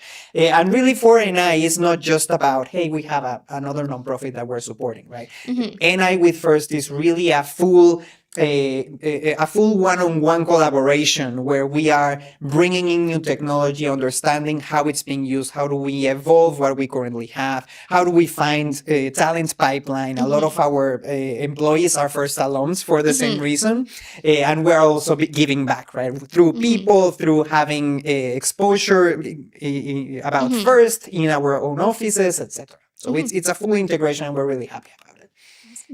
And speaking of FIRST volunteering, I know I see you countless amount of times at events. What do you like about volunteering at FIRST, and why do you do it? That's a good question. And volunteering is really, I mean, everyone is going to tell it's a great experience and it's a great way to give back. But quite often it's a transformative one as well. Because when you are volunteering, especially at events, but also with teams, you get access to those bright minds immediately, right? Where I don't have all the answers. And that's something that sometimes we think of adults like, oh, they know what they're doing, right? And just get them in, they will fix whatever is going on. And I volunteer as a control system advisor, which means I am helping with the tech support basically of the event. But then you get to the teams, and really what you find is that they have better, they being the students, have better solutions than what we can think about it. And you learn so much from just talking to them, figuring out, okay, what about we do this? Have you tried that? It's a lot of guiding, and you exercise a lot of those skills of understanding, comprehension, giving possible solutions, walking through a problem. That is really formative, even for you as a volunteer. And of course, we have a lot of fun. We get free food. I mean, we cannot, we cannot complain about the experience at all. The Because t-shirts are pretty cool. The t-shirts are really cool. So, it is a really nice experience from that point of view as well. But thinking of other volunteering activities that people can do, first being one of the most impactful ones because of this reason.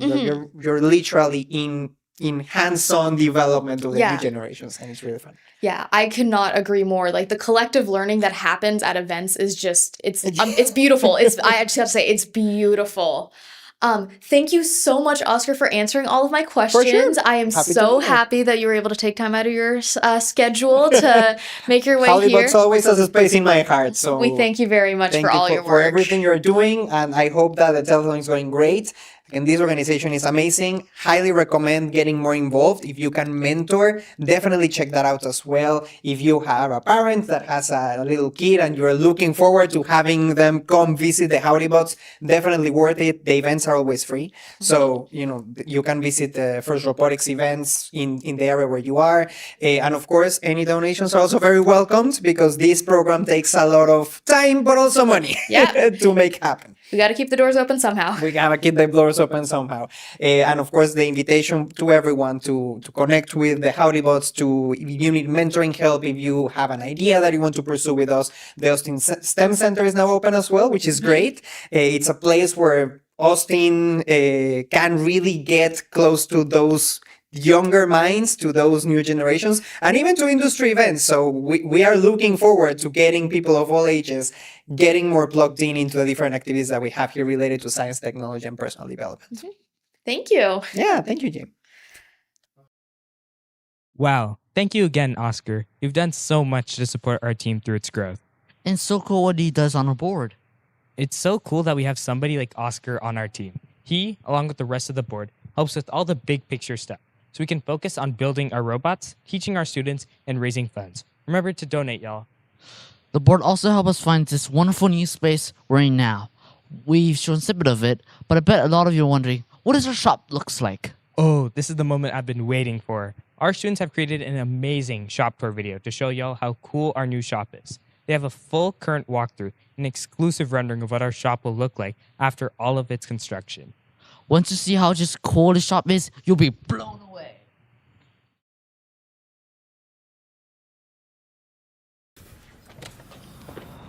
Howdy. This is Team 6377, the Howdy Bots. It's been a minute since we've updated y'all on our shop. So come on in and have a tour. Let's mosey on over to our field.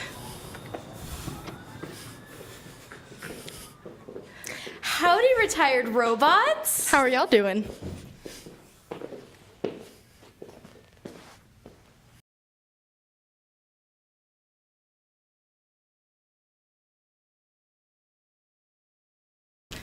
This is our field. This is where we train our drivers, test our robot, and test our code for the autonomous period of a match.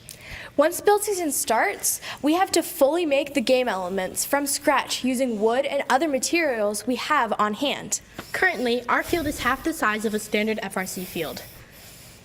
Once construction finishes, we're going to be able to fit a full field in our space, which is a howdy-rific resource because then we'll be able to invite other teams to come and practice in our space during the competition season. Let's check out our 3D printing room next.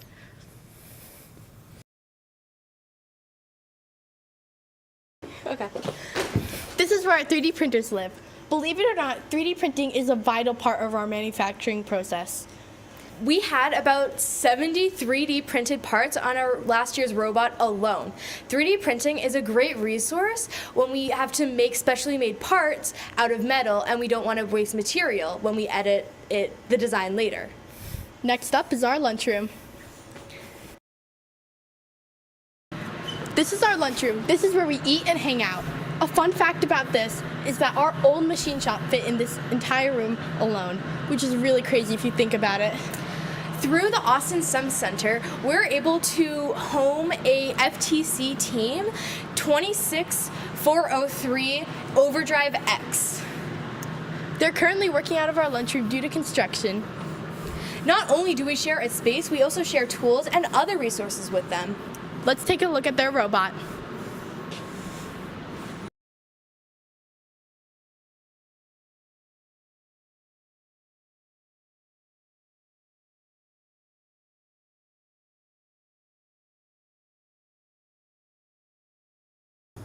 This is where all the fun stuff happens, not to be biased. This is our machine shop. Although things are moving around a bit due to construction, we currently have a pretty convenient setup. This is where all of the main assembly and more minor manufacturing happens. Next up, our machining shop.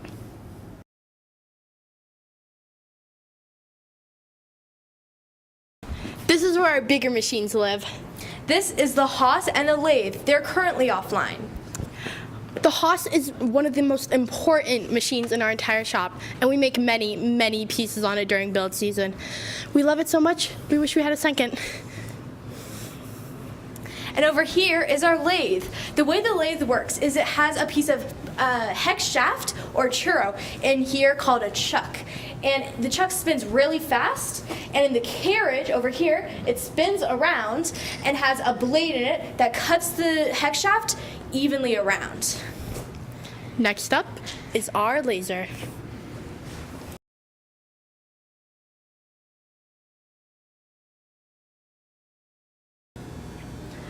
This is our little laser cutter. It cuts plywood sheets and polycarb pieces. During the season, we use our laser to cut pieces for our robot, make pins, and sometimes make Howdy Bots themed trinkets. Our shop has gone through so much, and yet there's still a lot to come. Hey Avery, how about we show them what's next? That is a great idea. Over to you, Jackson.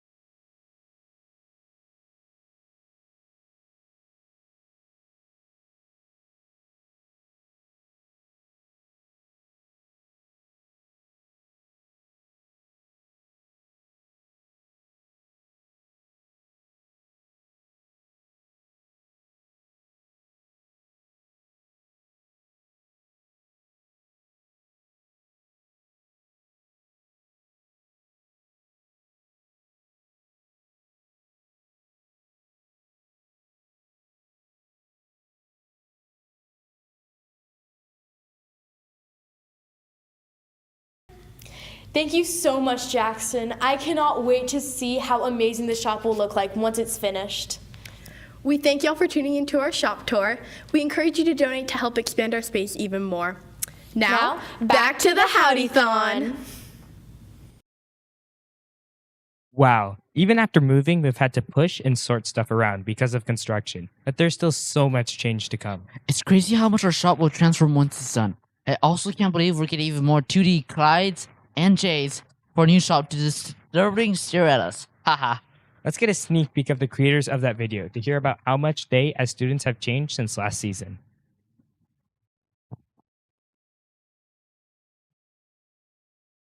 Howdy. Welcome to our live interview for our students, the creators of that shop tour. Would you like to introduce yourselves? Howdy, my name's Avery. This is my second year as a student, and I am on the manufacturing sub-team. Hi, my name is as well, the mechanical sub-team. So, did having such an amazing older sibling on the team inspire you to join it when you were old enough? Well, originally I didn't think I was going to join, and then as soon as I kind of saw the team during competitions as a younger sibling, I thought it's just like a great place to be. Not technically related, but I mean, same hair color, so we must be the same person. But it was definitely great to have someone who had kind of all the info I needed to like join the team and look on what. I'm so happy that I was able to inspire you to join out of your own free will. So, being so close to first before you joined, how did you feel like you were more experienced as rookies? I think even just seeing competitions beforehand, I thought I really understood them a lot more. But when it came to just like being in the shop and like knowing the stuff, I feel like I had like close to no experience. For me personally, I don't think it gave me any like advantage or like extra experience for like the actual, being part of the team, but it definitely gave me like an inside look on the culture and just how FRC works and what the community is like, which was like really, really helpful to just kind of, get more involved and, feel more like a part of the team. Mm-hmm. Yeah, I know definitely the competitions are definitely a experience to go through, and it's great that you were able to go through that before you joined the team. So how do you guys think you've changed since you joined the team? Genuinely, I joined the team thinking I was going into programming or potentially design, but as soon as I laid my hands on some of the machines we have in this shop, my whole like life projection like changed. Well, that's epic. For me, I think I've definitely like gained more confidence and just kind of learned how to insert myself into like situations more and how to work with other people better. And my teamwork and my speaking skills have improved, but clearly not enough. And so, yeah, I've definitely gained a lot of skills through the team. Last year, you joined right before the rodeo. What was the biggest difference you noticed between this year's rodeo and last? Genuinely, I feel like reflecting on both rodeos, I think this rodeo, as a second year, I did contribute a lot more to my team, but yet my team probably did like the same amount of like competitiveness. Yeah, I think the game this year was a bit easier, so it kind of made the challenge a lot more attainable just because the difficulty levels were lowered. But I think it was really interesting to be like going from like a first year who knows absolutely nothing to, a second year with like a bit more experience. So I was able to help out leading the team a bit more, which was like a huge confidence boost and just a great learning opportunity in general. So I gotta ask, I don't know if you noticed, but our interview is done with 3 specific people on our team with one common trait in common. But I just wanted to ask, with all the experience that you've gained, have you ever thought of building a robot to find the pot of gold at the end of your rainbow? Why would you ask us that? That's like super offensive.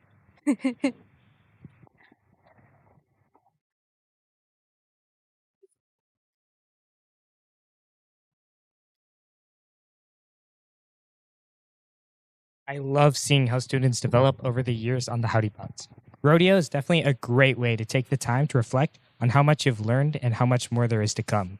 I can't wait for my second rodeo. I have a whole season of learning under my belt to bring to my team and help build the best possible robot we can. Let's take a look at one of our rodeo videos. Drivers behind the lines. In 3, 2, 1, scrap! And once again, Oscar goes for the all-time score, and it's a miss. We have 2 robots at a time. And here we go to Telethon.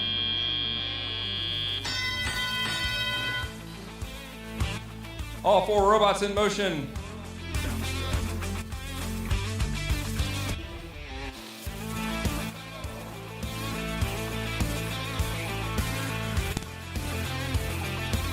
And Oscar's going for another score. We've Alliance mostly sitting still, one when they're still enabled. We've got Team 7 seems to be dead.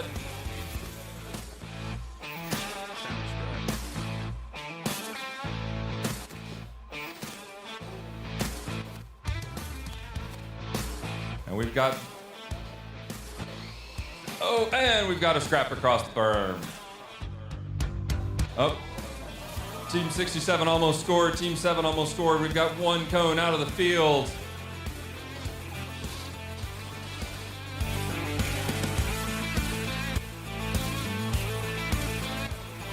Oscar's scooting its way over there. Oscar's thinking about it. Oscar's mates. Yep, Oscar scores, and it falls off.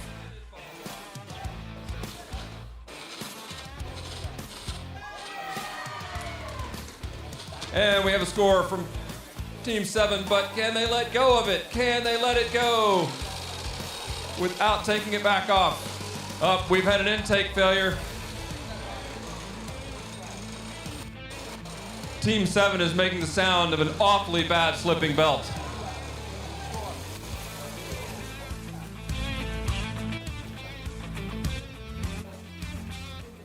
And both of our blue robots are disabled.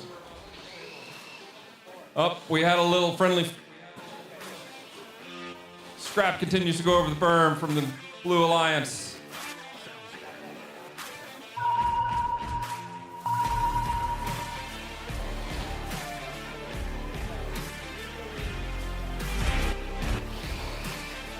More scrap going on to the red side from blue. 4 more about to go over from Oscar, and there we go.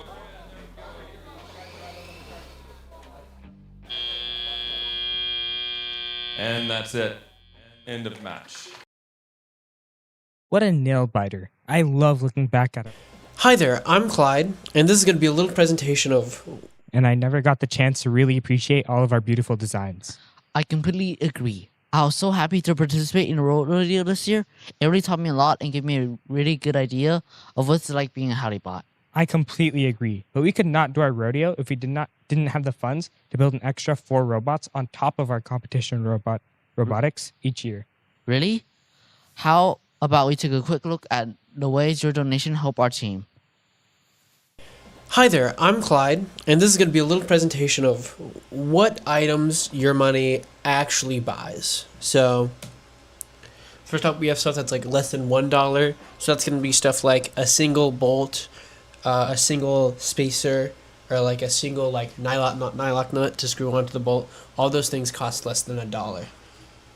And then for the $1 to $5 range, we have shaft collars. We have half-inch long shafts. We have red grease, which is what we use to like grease all our gears and stuff. And we have washers, which we use to stop bolts from like pressing into different types of material. From the $5 to $20 range, this is where we get to like our gears and our wheels. So as you can see, a 30-tooth pulley is $17, while like a 12-tooth hex bore steel gear is $15.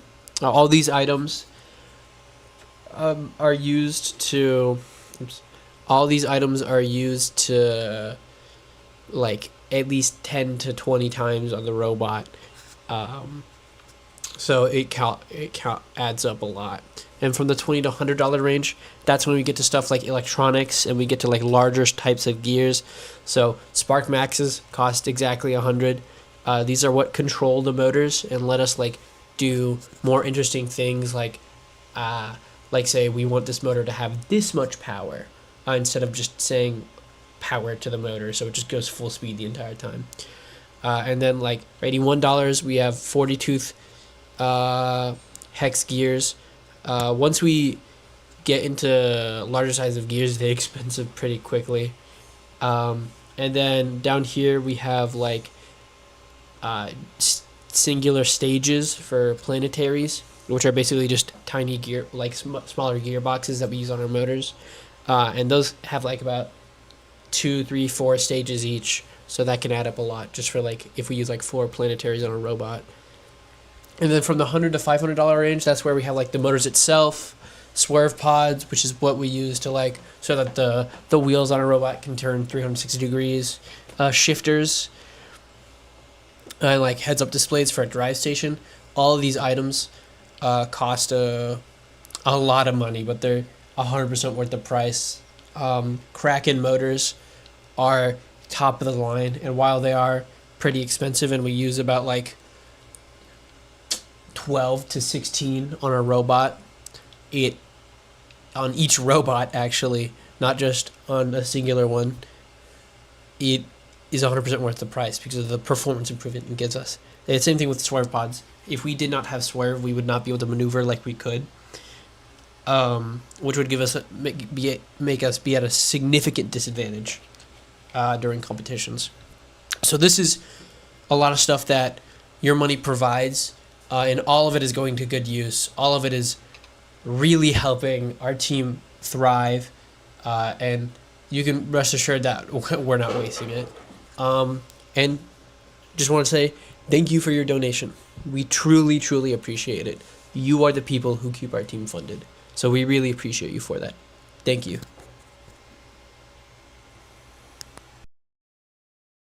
I can't imagine how we would compete without the items on that list.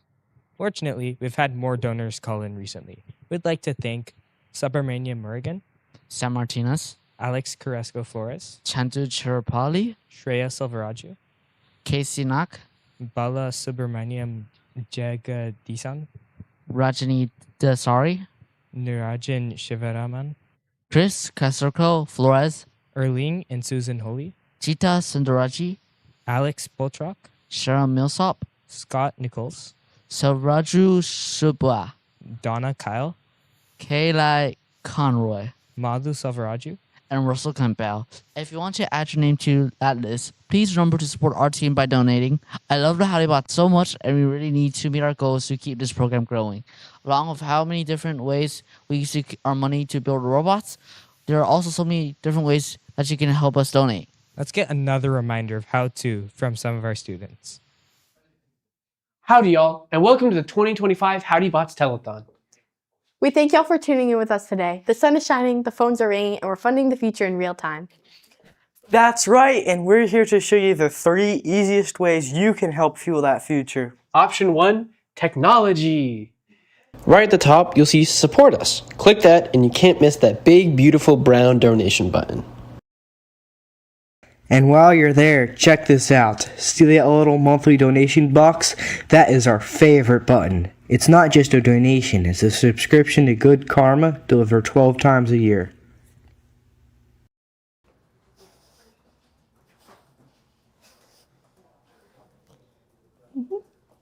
Oh, sorry, sir, I'm gonna have to put you on hold. Option 2, the call center. If you prefer a more personalized experience, our students are waiting for you to call in right now. Just dial the number on the screen and you'll get to talk to a real Howdy Bot student. And maybe even someone you know. And we'll get to thank you personally. It's a win-win. Option 3, the fixer-upper. Maybe you're more of a hands-on supporter. Or maybe you're clearing out the garage this weekend. We love that. Donations don't have to just be made with cash. Whether it's that box of tools you never use, you want to cater for some hungry kids, or you have raw materials like wood or aluminum. Trust us, our robots love a good fixer-upper. And of course, we always appreciate snail mail. You can send us a check made payable to Howdy Bots. The address is right on our website. So what are you waiting for? Go online. Give us a call. And of course, thank you for supporting the next generation of innovators. Thank you for reminders on how to donate. One of the very special parts of this telethon is that we have a whole phone bank of students waiting for your phone call. We want you to have the full experience of a classic telethon, so please call the number below to pledge your donation. If you're a little anxious about what that kind of phone call will look like, we have a student who's going to share what an inbound call looks like.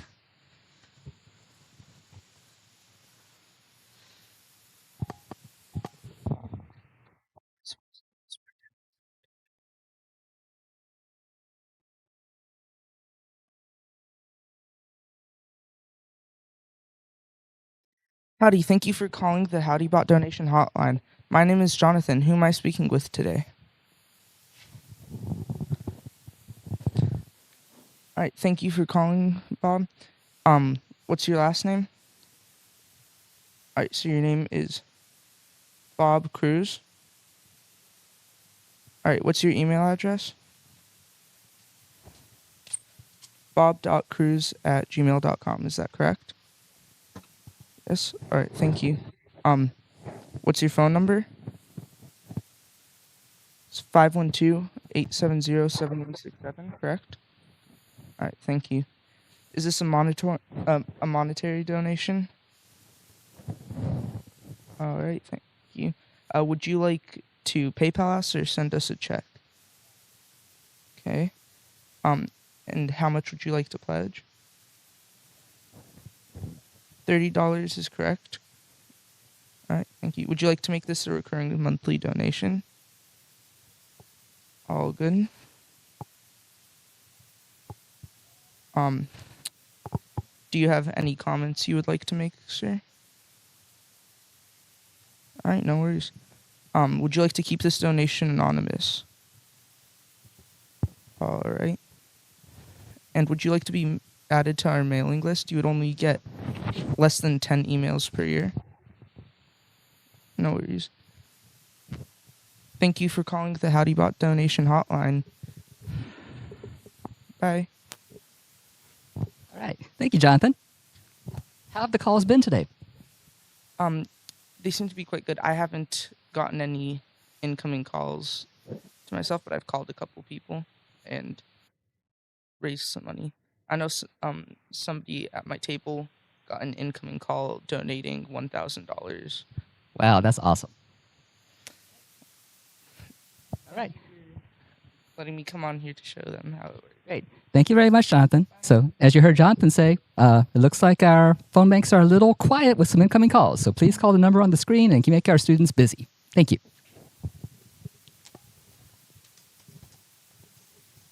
See, that wasn't so scary. I wish I was able to call a phone bank instead of hosting a Howdython. I completely agree. We'll be on the phone bank soon. I'd like to thank all of the donors again. We really cannot express how much your support is important to us and crucial to the success of the Howdy Bots. We can't put our feelings into words, but we do have a video to share about how thankful we are to our sponsors. Welcome, everyone. Please take your seats.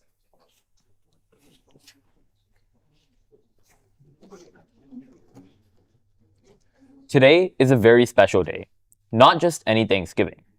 Before we dig into this incredible feast of, well, robotics, I think we should take a moment to reflect on what we're truly thankful for after 10 years of continuously competing. I'm thankful to our amazing sponsors who have supported us for the past 10 years. A whole decade of building, learning, and competing. Without our sponsors, we wouldn't have been able to achieve what we have now. Should we carve the turkey? Let's hold off on that. First, let's go around the table and talk about what our sponsors have helped us achieve. First, we would like to thank our sponsors from last year. Thank you to Integrated Metal Products for allowing us to see your shop and use it in the past and providing us with supplies and funding to aid us in our mission. We greatly appreciate Firefly's aid in helping fund our team and allowing us to use their supplies and parts. Qualcomm, your sponsorship allowed us to invest in our programming and software needs. Thanks to you, our autonomous routines have never been smoother. Finally, thanks to Ward & Berry, Slack, Metals for You, G Suite, Nexus 3D, and First in Texas for your monetary donations to help our team keep running smoothly and allowing us to purchase necessary parts and other essentials for our team. Now, we would like to thank the following sponsors for continuing their support and aiding us this season. First, we want to thank Microsoft. Thanks to your support, we were able to afford the motors and electrical components we needed this season. You literally powered our robot. Apple's generous contribution provided the financial support to purchase critical parts and materials. Thank you for making our build season possible. A huge thanks to the Gene Haas Foundation for your financial support. Your contribution helps us cover everything from machining costs and competition expenses. National Instruments. Your funding keeps our team running smoothly, from financial support that allows us to purchase quality parts to helping with registration fees. And finally, thank you to our family members, friends, and other supporters for your donations and continued support. You help us keep our team alive and our dreams alive. Shrinky Dink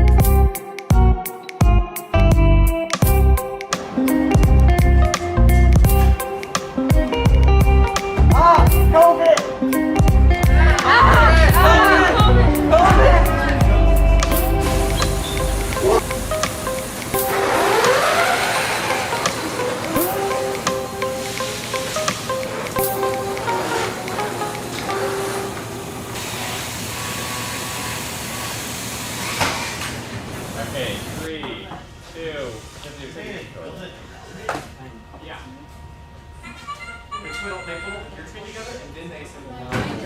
I don't know where is the auto.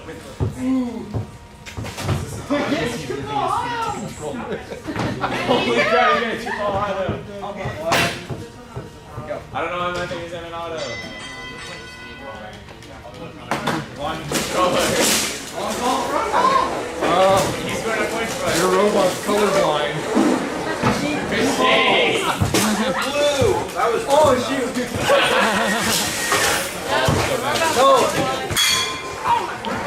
Oh. Be careful! Wait, how was it bad shot? Why is he bad now? Like supposed to be bad.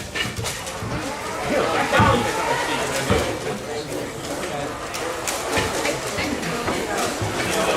my feet. I got one in there.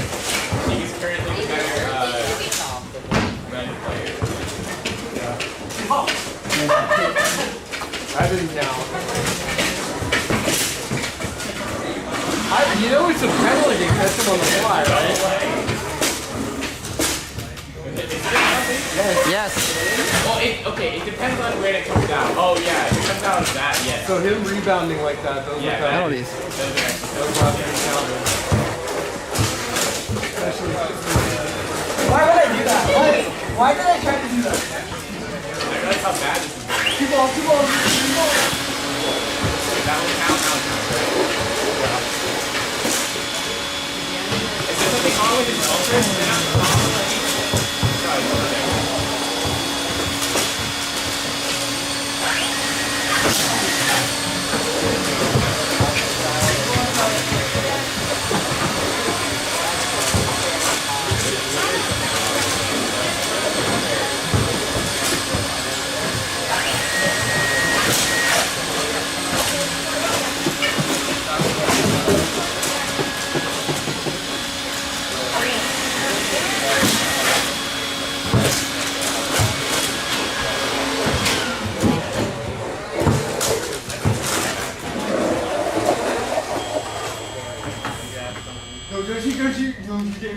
Hey, you moved after the bell.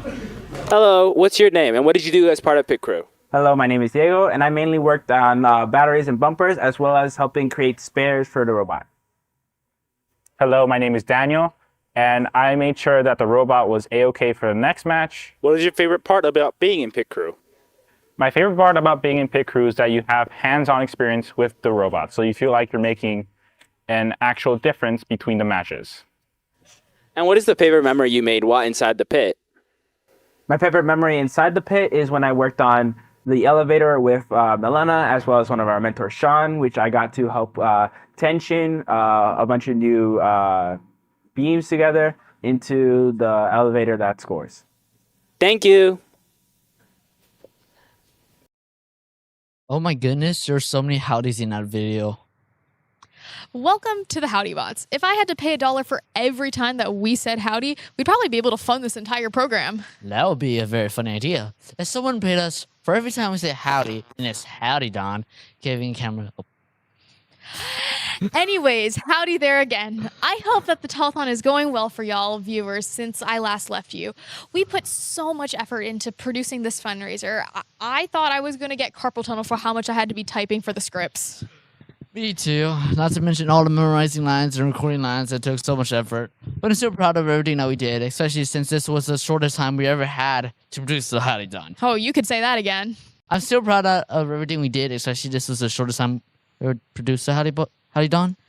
As a team, everyone puts in effort to help reach our mutual goal. Sometimes that is building a robot, sometimes it's winning a competition, and sometimes it's raising funds to keep the Howdy Bots running. One of our most important resources to achieving these goals are our mentors. Mentoring is the process by which an experienced person provides advice, support, and encouragement to a less experienced person. Adult mentors on the Howdy Bots share their knowledge and expertise with the students to help foster intellectual growth. It's basically the same model that a professor apprenticeship has. We employ the see one, do one, teach one method. The mentor does a task first, then the student does the task maybe like several times with oversight. Finally, after lots of practice and time on their own, the student teaches a new student the task. This last teaching step cements the idea, often clarifying the trickier bits as they have to explain them to someone else. Mentoring means setting our students on tasks without full and concise instructions so that not only they learn a topic, but they also discover how to learn in the process. Along the way, their mentors are there to ask probing questions and guiding the discussion. They lead students through the necessary thought processes so that students can discover the solutions for themselves. They are a resource for how-tos, an extra set of guiding hands. They allow safe failure, and they are a backstop. You cannot do it without you could if we didn't have mentors here to support us. If you have skills that you want to pass down to our next generation of innovators, the information to become a mentor is on our website, howdybot.org. We are always gaining new mentors. In fact, we just gained 3 new ones this year. I think we should hear from a few of our new mentors about their experience on the team. Great idea. Howdy, I'm Jay. Today, I'm going to be interviewing some of our newest mentors, Chris and Christy. Hi, thank you guys so much for coming to an interview with me. Mm-hmm. Can you tell me a little bit about yourselves and your careers? Sure. My name's Chris. I work for National Instruments. I've been working for National Instruments for about 18 years as an application engineer. So I've done a whole gambit of different things in my career there. So I am like contract labor, and I do a lot of like television shows, film, and commercials. Perfect. Can you tell me a little bit about your responsibilities on your team and like how your day jobs help you complete them? Right now we're filming. That's my day job. I don't really know what my responsibilities are on the team. I'm sort of a rookie mentor, and I'm still learning those, but I'm assuming problem-solving skills will be the basis of everything. So figuring out what needs to be done, figuring out how to do it, how it was done before, and maybe how it can be done better. I'm learning as much as I'm helping right now. Yeah, I know probably a lot of your responsibilities recently have been sorting bolts and taps, which has been an amazing help.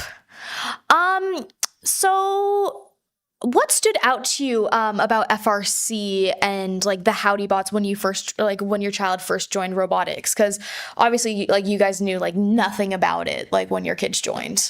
Yeah, so the very first experience I had with FRC and Howdy Bots was an off-season event in just outside of Dallas, and I couldn't believe how robotics was basically a sport.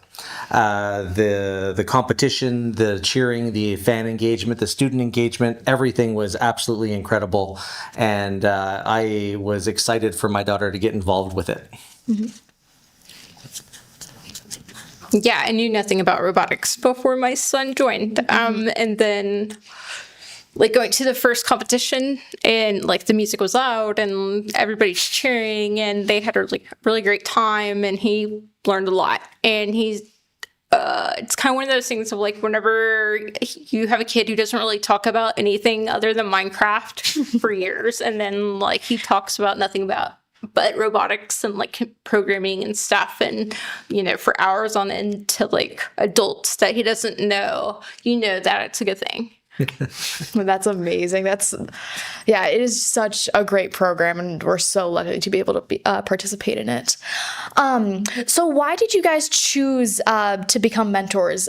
Did you do it out of your own free will, or did your kids have to force you to do it?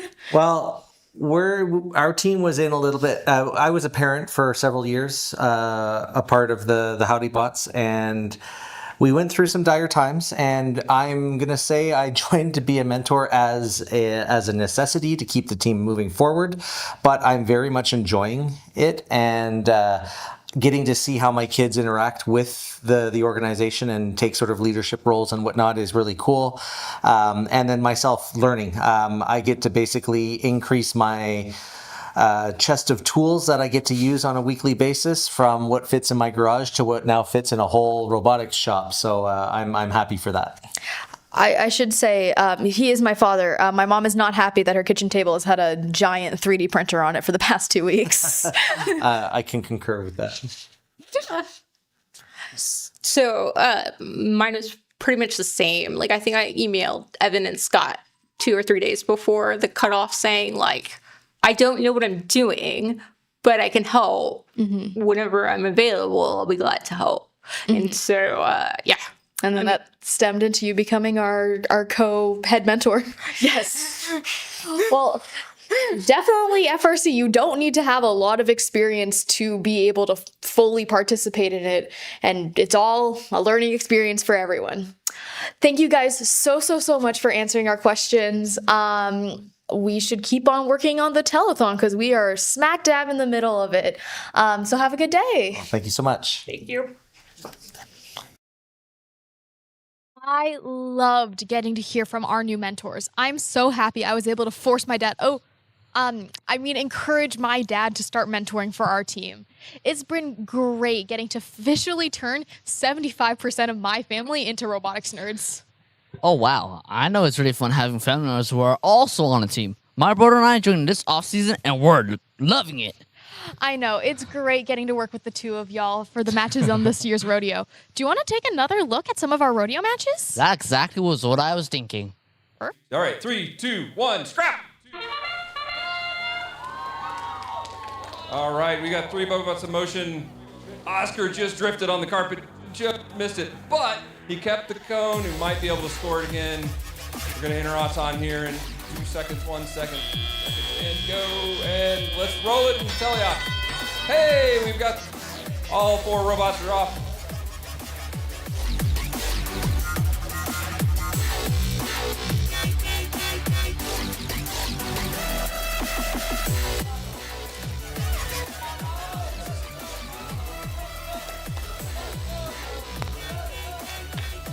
The Jawas are testing their last-minute fix that may have just self-destructed. Oh, we had a near miss. Wally had gotten the salvage on the freight train, and it decided to stay home.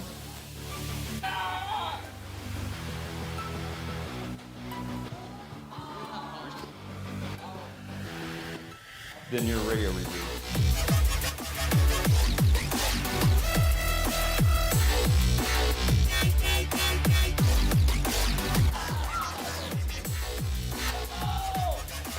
All right, grilled cheese is sitting over here dead in the water. Looks like the radio rebooted. Takes 90 seconds. Odds are they're down for the match. We've got 1:05 left in the match. We got some scrap moved across now.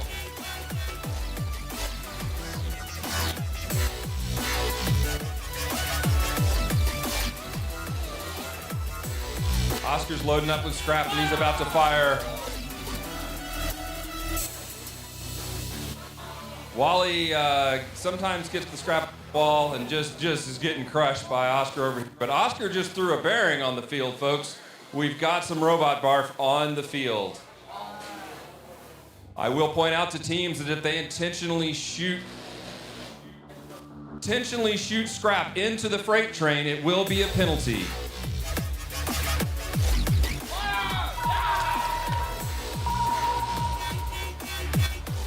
And, unfortunately, the grilled cheese just cooked itself again while leaving a spacer on the field. Oscar continues to clean up over here. And that's the match. We almost had an in-game climb with... Another great match. Fun fact, the referee at the rodeo is a former Howdy Bot member who came back as a student mentor. Kian has been with this team for almost 5 seasons. Oh, wow. I didn't know that. It had been great having mentors who really know what's it like to be a student. They have all the wisdom of a mentor, but they still know all the student jokes. We currently have 2 alumni mentors on our team, Kian and Jackson. We interviewed them to discuss their experience with coming back after graduating to share their knowledge with new students. Howdy, everyone. I'm Carter. I'm Jared. And we are interviewing 2 alum mentors, Jackson and Kian, who were students when they were in high school, and when they graduated, they became mentors. Welcome. Glad to be here. What's up, gamers? Knew that one over. Let's start at the beginning. Can you each tell us when you joined the Howdy Bots for the first time, and what was your role back then? I started in the off season of 2023, and I started in programming. I started in the 2021 off season, and I started in programming. Nice. So what's like one of your favorite memories or stories from when you were a student on the team? For me, it's definitely when I was working on calibrating Sidewinder's intake as we were rolling into, I want to say, finals match 3 or division at Worlds. So I was holding this little cube onto the robot so I could make sure that it was at a very precise angle, because otherwise the intake wouldn't work for the entire match. So I was just standing in front of the robot cart, walking with it carefully, trying to not get ran over.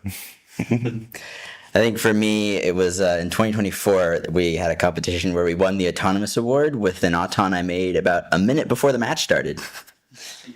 Even if it's last second, if it works, it works. So what inspired you to come back as a mentor after graduating? I think for me, it was, I was taking a gap year, so I had plenty of time, and I felt like I still had a lot of knowledge to still pass down and contribute to the team. I was still in Austin doing my own thing, so I just had the time to spend, and I quite enjoy teaching people how to make robots move. Cool. So how has your perspective changed being a mentor now rather than a student back then? It is notably different, not always having something to do, because I was very used to always having my system being pushed to go faster, to do it better. So needing to stop worrying about that and more focus on the people that are working on the systems and what they need to succeed and how to improve their chance of success is really the main thing that's changed. Yeah, I think for me, I'm still haven't had a full season mentoring yet, so I haven't gotten into the weeds of all of it, but getting used to not being the one doing the work and guiding others through the process rather than doing it all myself has certainly been a shift that it's been challenging in a good way. Nice. So what advice would you give to people thinking about joining robotics or even current team members? I think the biggest thing is the more you put in, the more you get out, and be ready for the commitment. If you really want to do it, you should commit and really do it. What I would recommend is really just try to do a bit of everything. So I started as just programming, but since then I've become more of a generalist. So I'm able to help with both mechanical design, anything on the computer side from networking to architectural design of our code base I can help with. So just doing a bit of everything and figuring out what you really actually want to do besides assuming you know what you want to do when you join the team. Nice. That's awesome advice. Thank you for telling us your stories, and thank you for everything you do for our team. Thanks for being here. You're very welcome. I hope all of our students grow up to mentor an FRC team like Jackson and Kian. I know I take local robotics teams into consideration when I'm deciding which universities I want to go to. I too want to continue at first. I can't wait to teach a rookie one day who's in the same exact position I'm in now. I love that, Jacob. I really hope you can start working towards that goal as soon as possible. But before we get to that, we still got to keep on learning. And let's learn a little bit about the outcome of the 6th qualification match of our robot rodeo. Here we go. Drivers behind the lines. In 3, 2, 1, scrap. And 90s. Whoop, I lost the number. 90-67 is the go. We've got a score from Oscar. We're waiting on the end of our time. Let's go.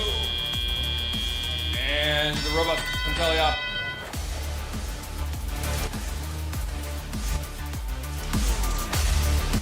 Oscar's got some scrap going for the shot, and there's 2 scrap over to the blue side.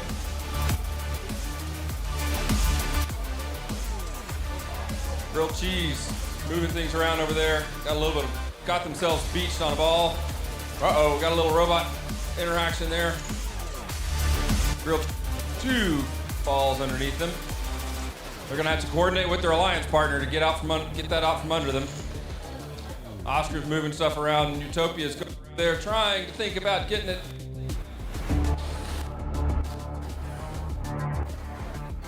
It looks like Grilled Cheese gets himself clear.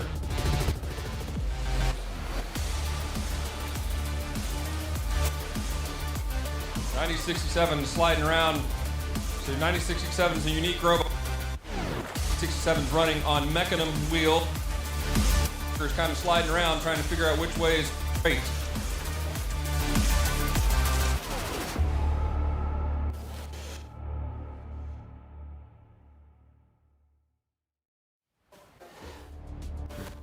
Wiggling around, things are a little bit at the moment. Oscar's going for salvage score. We've got 3 on the train, or 2 on the train, working.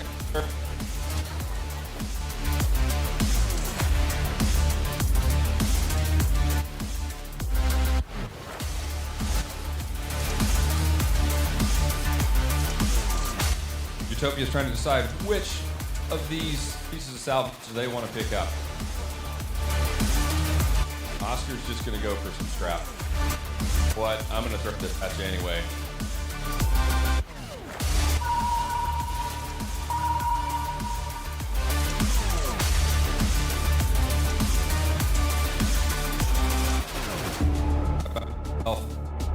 We're in the end game. Let's see if anybody tries to just quite make it. Nobody's really going for the 1, 2, and we had a nice last second shot there.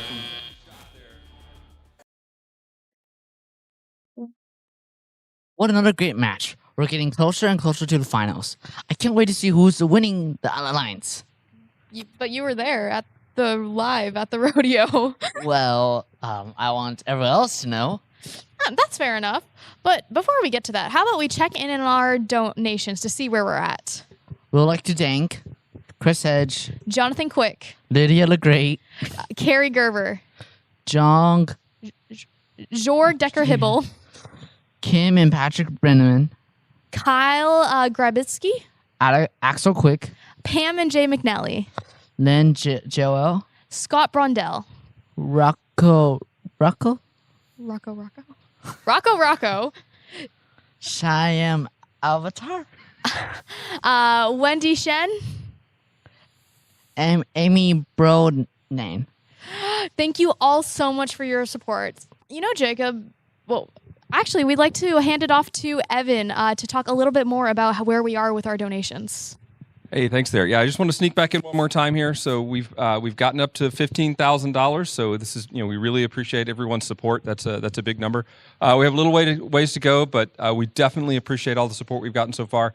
And without your support, as I've said before, we couldn't be doing what we're doing. So if you've got friends out there, you've got family out there that you think would be interested in supporting our team, give them the number, have them call in, and we would be happy to have a student talk to them and take their pledge.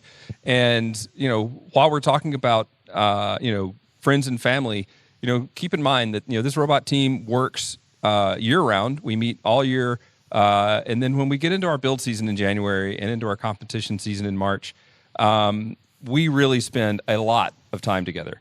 And it really becomes to feel like a family. Everyone knows each other really well. We joke together like brothers and sisters, sometimes for good, sometimes for not so good. But that camaraderie is something that you just don't find in a lot of other programs. A lot of programs, students show up, they do their thing, they go home, and then they kind of forget about it. This is a program I have found that I think really sticks with people. And the kids talk to each other. You'll see that they're still talking to friends from years past. Alumni are active in our Slack channels, and I think that really speaks to the impact these programs can have and what your support can do to help us help these students and really bring this great program to life. So thanks again for your donations, and keep them coming. We appreciate it. Completely agree with you. I know Howdy Bots feels like my family, and I know sometimes I'm spending more time with y'all than I am with my actual family. That happens.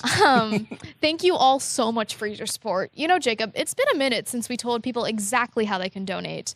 Let's play that video one more time. Howdy, y'all, and welcome to the 2025 Howdy Bots Telethon. We thank y'all for tuning in with us today. The sun is shining, the phones are ringing, and we're funding the future in real time. That's right, and we're here to show you the 3 easiest ways you can help fuel that future. Option 1, technology. Right at the top, you'll see Support Us. Click that, and you can't miss that big, beautiful brown donation button. And while you're there, check this out. See that little monthly donation box? That is our favorite button. It's not just a donation, it's a subscription to Good Karma, delivered 12 times a year.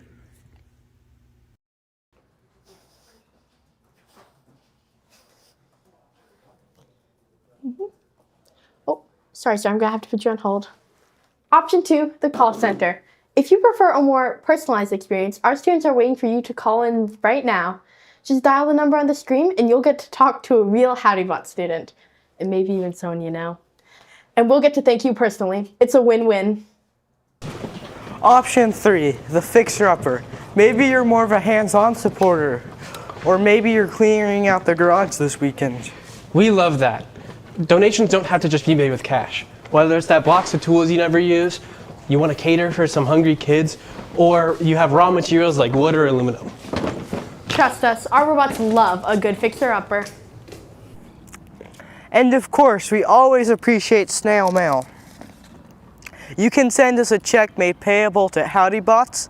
The address is right on our website. So what are you waiting for? Go online. Give us a call. And of course, thank you for supporting the next generation of innovators. Thank you, Clyde, Astrid, and Jameson, once again, for letting our viewers know all the ways that they can help our program. We look at 2 of our new mentors who are new to FIRST and 2 of our old mentors that are former students. But what about our mentors who is new to HowdyBots, but definitely not new to FIRST? That is a great idea. Let's hear from Ainisha, who's one of our team's new marketing mentors. She's going to be interviewed by Vishnu right now. Thank you very much, Jay. Hi, Misha. The first question I want to ask is, can you tell me about your previous experience with FRC? What team were you part of, and what was your role during this? Yeah, so I started at another community team, actually. I started in another community team, actually, in Champaign, Illinois. It was Control Z, Team 4096. I was there for about 2 years. It was 8th grade and 9th grade. And then I went to another team in Aurora, Illinois, 2022, Titan Robotics. And I was there for 3 years. So on my first 2 years in Champaign, it was kind of just getting used to robotics. I dabbled in a lot of things. I helped on the mechanical side and the business side. And then going into my second team, I started getting really interested in the business side. And we were in a similar situation where we just really needed to figure out our roots with like helping get money and things like that. So I helped a lot out on that, and I was business head there for a couple years. So yeah. That's great to hear. What were some of your favorite memories or accomplishments from your time in FRC? Yeah, I would probably say it was the last 2 years that I did FRC as a student. And as a business head, it was really hard because we didn't have too much school support at the time. But we had to do a lot of talking, a lot of figuring things out. And we were able to start, after a drought of awards for almost like 5 to 6 years, with the new money that we were able to get, we were able to really reel in some new awards. We won the Entrepreneurship Award 2 times. And then I also was a Dean's List finalist. So definitely some really good memories there. And I think I made a good impact, hopefully. So. Wow, what great accomplishments you made. What inspired you to come back as a mentor?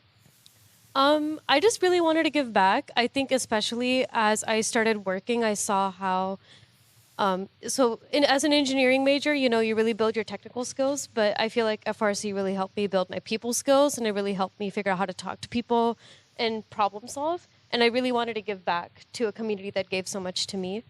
And I just really missed it. So, yeah. That's great to hear.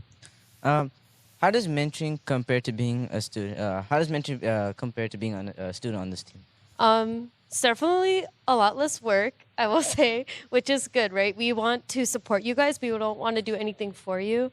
And I think it's kind of nostalgic in a way, just seeing you guys work. It kind of reminds me of when I was on robotics, and it kind of just makes me happy knowing that like people are getting the same experiences that I did. So, yeah. Yeah. How do you enjoy? What do you enjoy most about helping current students learn and grow? I think what I enjoy most is just, again, what I said before of just like seeing people get the same experiences that I did, and just helping. Like whenever I see you guys joking around, or like that sense of community that you guys have, also is just really nice. But yeah. That's great. What do you hope? What advice would you give to students who are considering staying involved with FRC after graduation? So I know that a lot of college students even tend to mentor teams and things of that nature, but I always just recommend people to give back into the community, like go back, and there's teams everywhere, so you can really mentor teams wherever you live, or you can go and help out at competitions, judge, endless bag of possibilities. But yeah. All right. Thank you, Misha. That's it for now. Now I'm going to pass it on to Jay. Thank you. Thank you so much, Anisha and Vishnu. All this mentor talk really has me set on the idea of becoming a mentor one day. I have so many people to look up to here on the Howdy Bots. I completely agree, but you're still a student now. You have robots to drive, parts to manufacture, and younger students to pass down knowledge too. I knew you were happy to do that last part with me around a rodeo team together. Actually, let's take a last look of our qualification match for Robot Rodeo. Sounds great. Drivers, behind the lines in 3, 2, 1, scrap!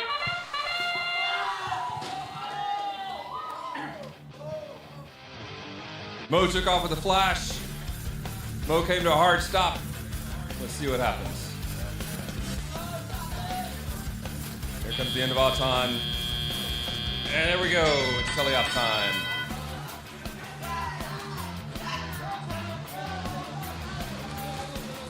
Oh, Mo has become a scrap mower. Oh, we've got one out. Mo's gonna have to shoot from further back.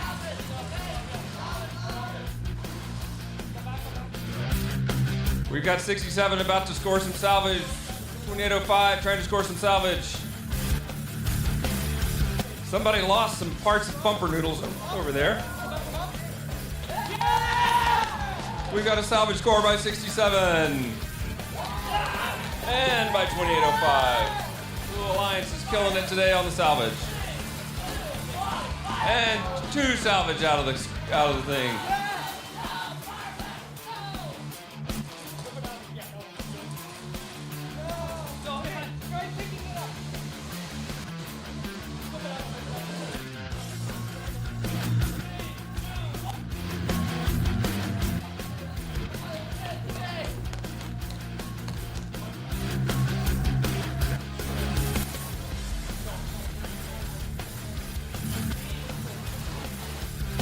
All right, we've got action going on here. We've got number 7 over there was doing a great job being a scrap mower until they jammed a little bit into their intake.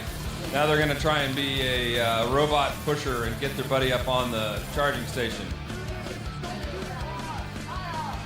28.05 trying to get at a time and spit. Oh! 67's thinking through how to best attack. Unique intake that has a very specific way to grab the salvage. We are now in the in-game times. This is the last qualification match. We'll see who wants to really up their rank score by actually trying to do the in-game.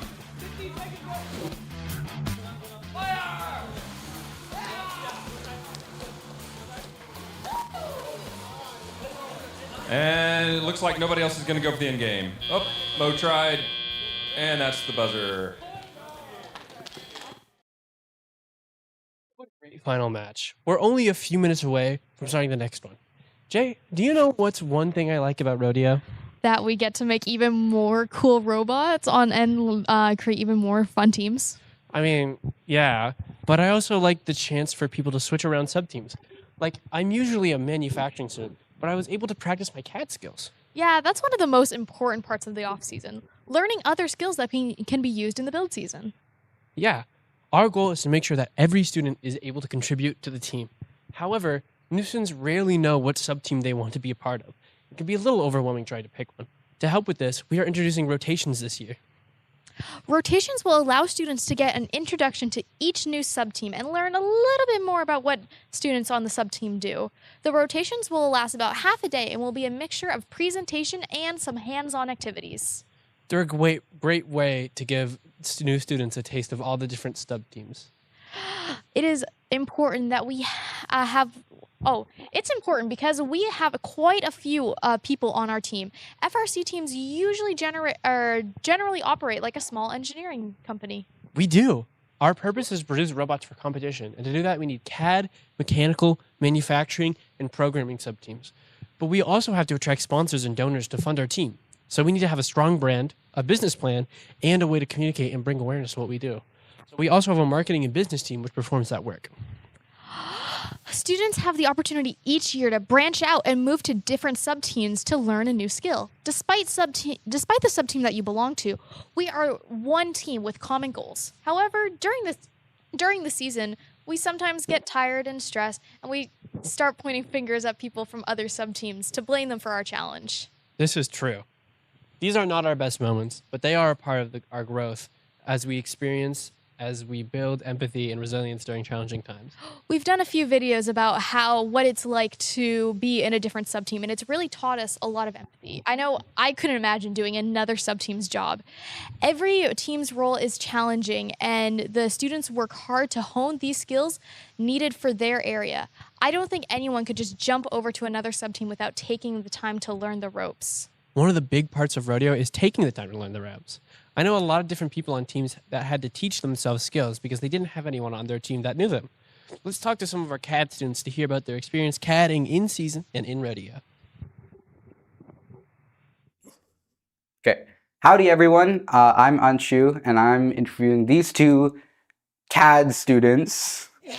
Would you two like to introduce yourself? Why don't we start with Kaylee? So, hi, I'm Kaylee. I'm a CAD student, and this is my second year on the team.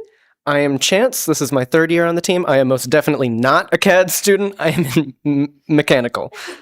But I learned CAD. Okay.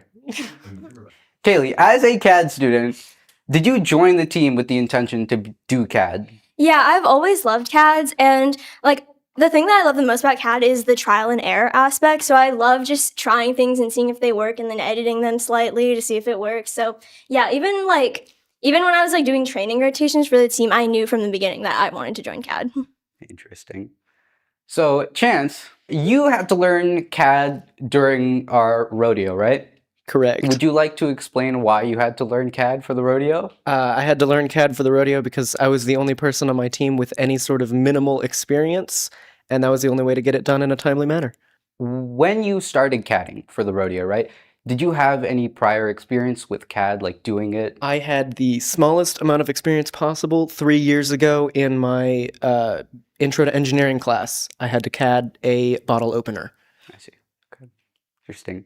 So, Kaylee, as someone with more experience with CAD, how do we use CAD like on our team? So on our team, we basically make pretty much a replica of Siren. Everything that's on Siren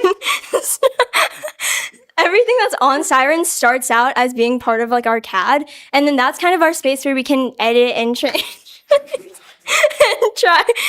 That's our space where we can edit and change things so that like we can make sure that when we actually start manufacturing it, everything fits perfectly together and everything will work and all of like our gear ratios are perfect. So yeah, CAD is very crucial on our team because we wouldn't have been able to do many of the things that we were able to accomplish with Siren without it. Very interesting. Chance, when you had to learn CAD, did you have to learn like on a website during rodeo or did you just wing it? I fully winged it. I just went onto the CAD website and started drawing, and I tried every single tool I could possibly figure out just to learn what they did. That's fair. Okay, Kaylee, can you walk us through in like a normal build season what the design process for CADing the whole robot would be?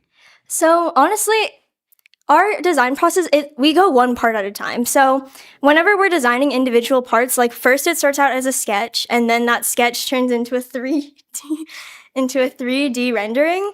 And then we can put that into something called an assembly file, which is basically a place where you can keep all of your parts all together and kind of like fit them together to make sure everything would fit together in the real world. So every single part that you see on Siren was originally just one part, and then we put them all together in assembly, and then that helped guide us to putting them together in real life, which is what got us Siren. Very interesting, again.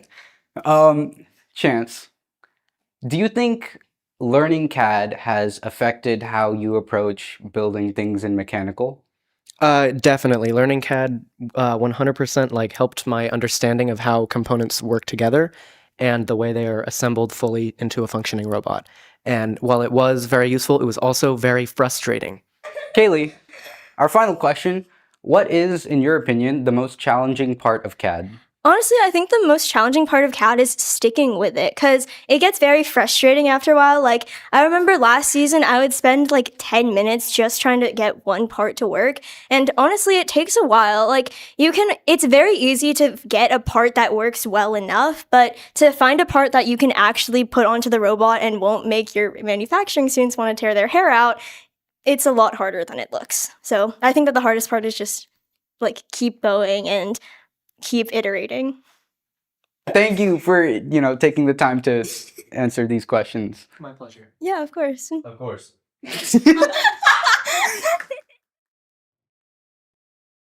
great that Chance was able to get a better understanding of the full design process, all the way from design to building.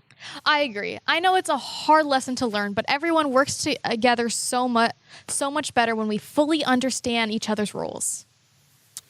We're getting towards the time for the finals matches of our robot rodeo. Alliances were selected, and it ended up being Alliance 1 with Team 1237 Sesame Street, Team 67 Six Salvage, and Team 7 the Jawas. Alliance 2 had Team 6254 Spring Cheese, Team 2 Utopia, and Team 2805 the Moes. That was my team. The final matches are the best out of 3 between the two alliances. The way that we formatted it is that the first match has the alliance captain sit out so that the 2 other teams get the chance to play.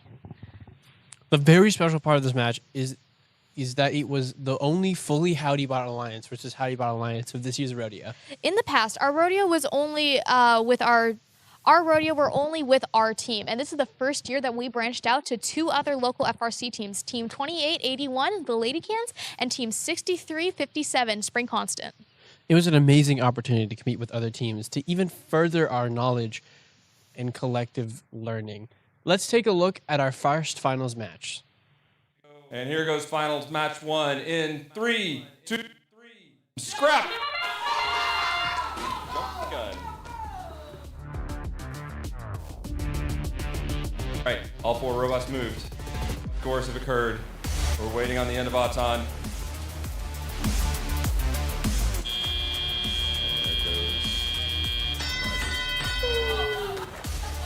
All right.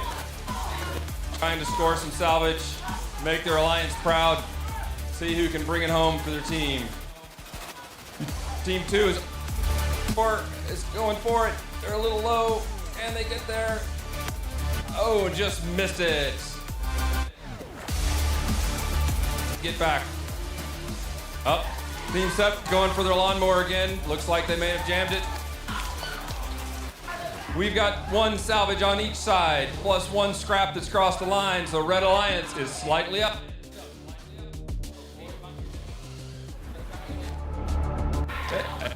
Even the score.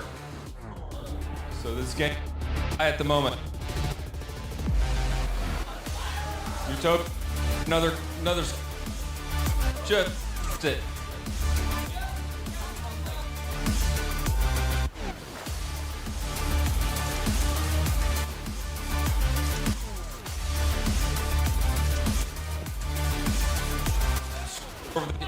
Over the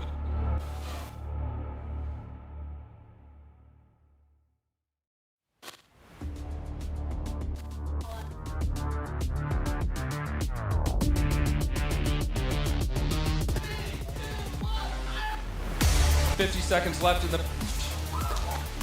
1 more scrap. One thing I've seen in this event is people try the full on yeet to get up there. Maybe somebody.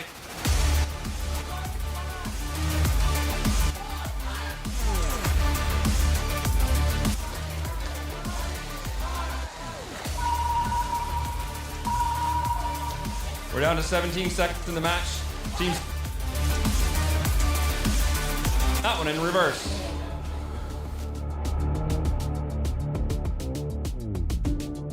Five, 4, 3, 2, 1, and that's the match.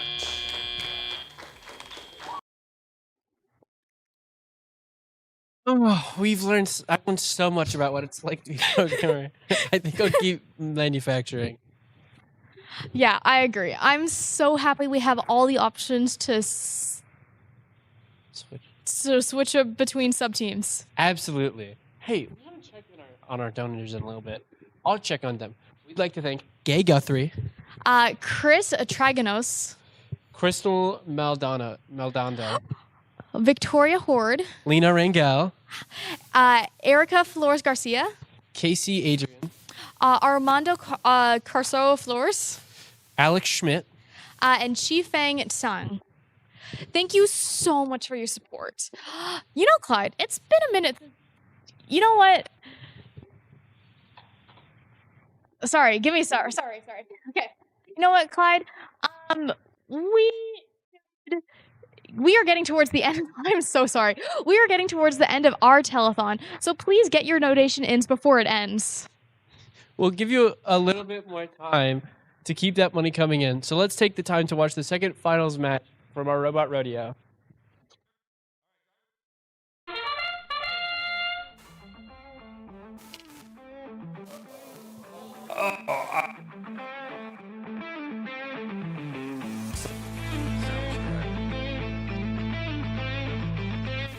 Here we go.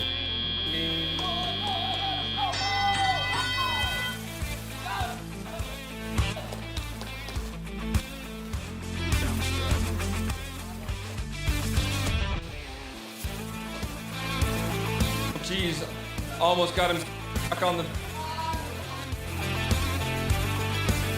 Getting ready to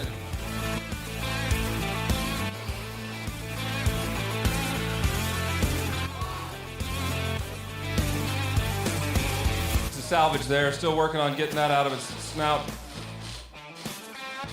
We've got 67 working hard to score a piece of salvage, and they've got it. And then each side of the field.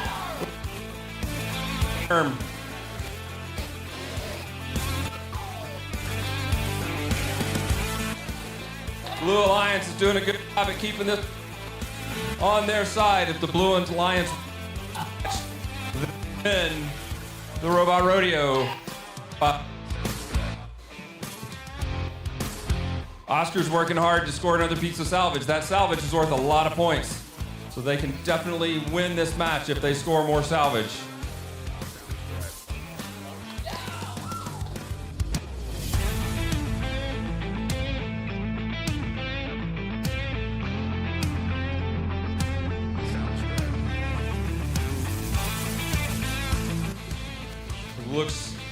It looks like the team is down for the count.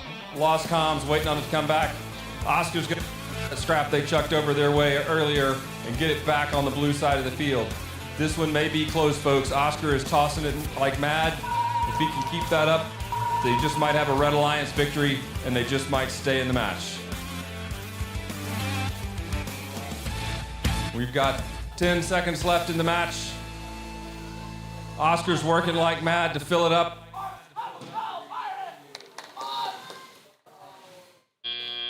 And that's the match. That was a great final. It's so fun to see all the robots against each other. I agree. And the autos were looking fire. I know we talked to some of our CAD members, but what is the sub-team that works with all the robot controls and autonomous routes? That would be the programming sub-team. Oh. They are the reason our robots can move with no input in the autonomous rounds. I would love to learn more about it. Could you tell me a little bit more about programming? I would love to, but that's not exactly my forte. But we do have an interview with our programming students about all of their fancy programming stuff. Ooh. Howdy, everyone. My name is Anshu, and I'm going to be interviewing these two programming students.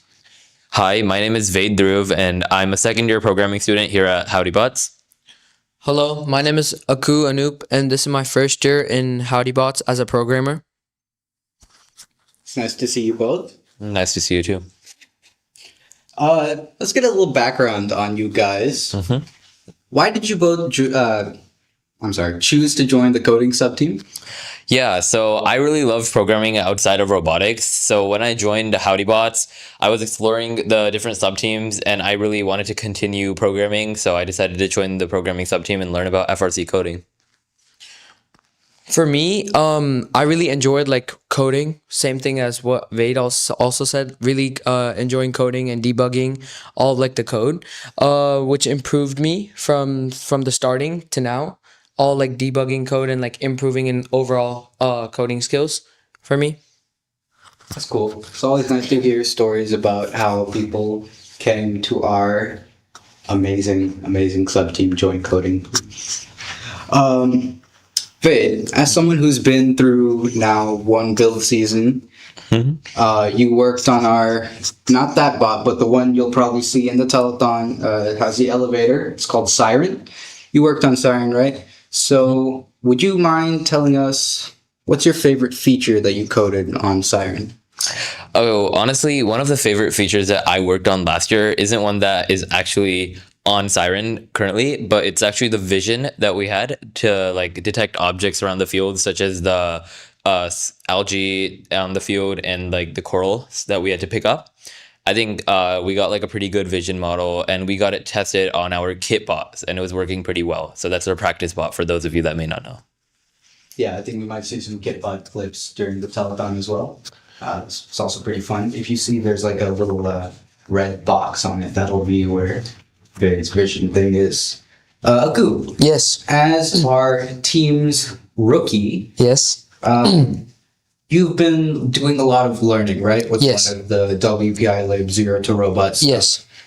What's the most interesting thing you've learned so far about coding a robot?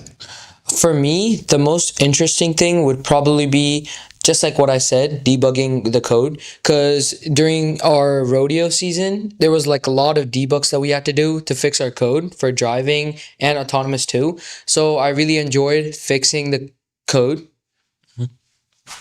That's cool. Yeah, I was on his rodeo team, so yeah, we had to team building. What's really fun. We were all on the same. Yep. Yeah, we were all on the same. Okay. No, we're getting off track. Vade, as our experienced coder, to all the audience at home, do you have any advice you'd like to share? Yeah, honestly, I think that joining the programming sub team is like going to be really fun for you guys. And the programming sub team is really great because you get to work on like problem solving skills and a lot of like, critical thinking skills. And also you get to see your code being manifested in the actual robot. The robot can't run without its code.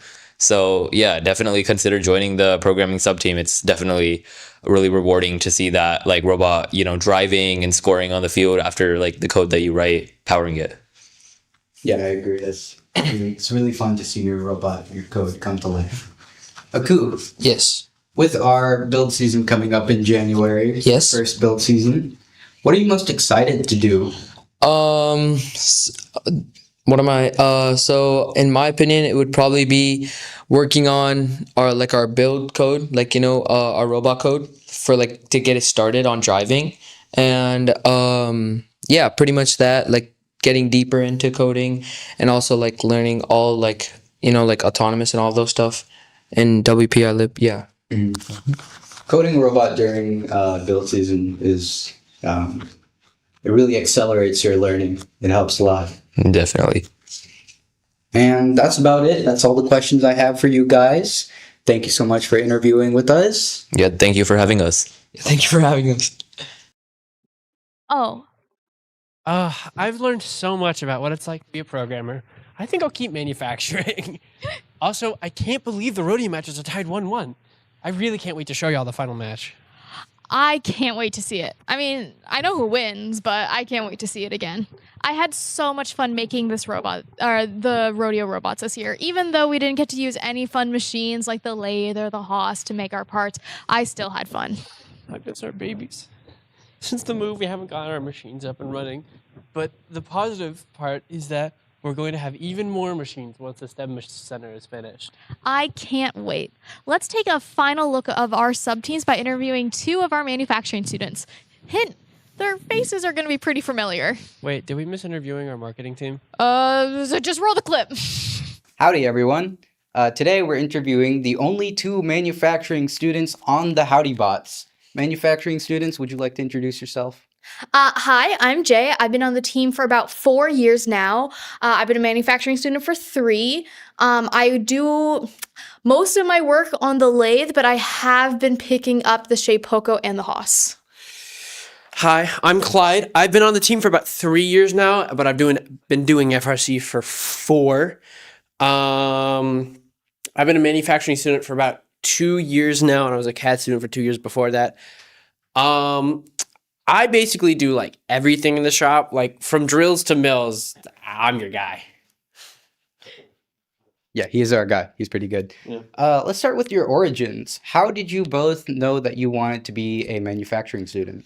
Well, so my grandfather, my papa, he's a former shop teacher, and right before I joined the team, he was able to teach me stuff on his lathe from I think the 1800s. It's so cool, and he was able to teach me a few stuff, and I was so intrigued. I loved it so much. I knew that that's what I wanted to join the team to do, and it took me a year to figure it out because the machines were really big and very, very scary. And we didn't have that many parts, but on the second year, in 2024, when our robot was lowrider and there were a lot of rollers, I was able to help out on the workload.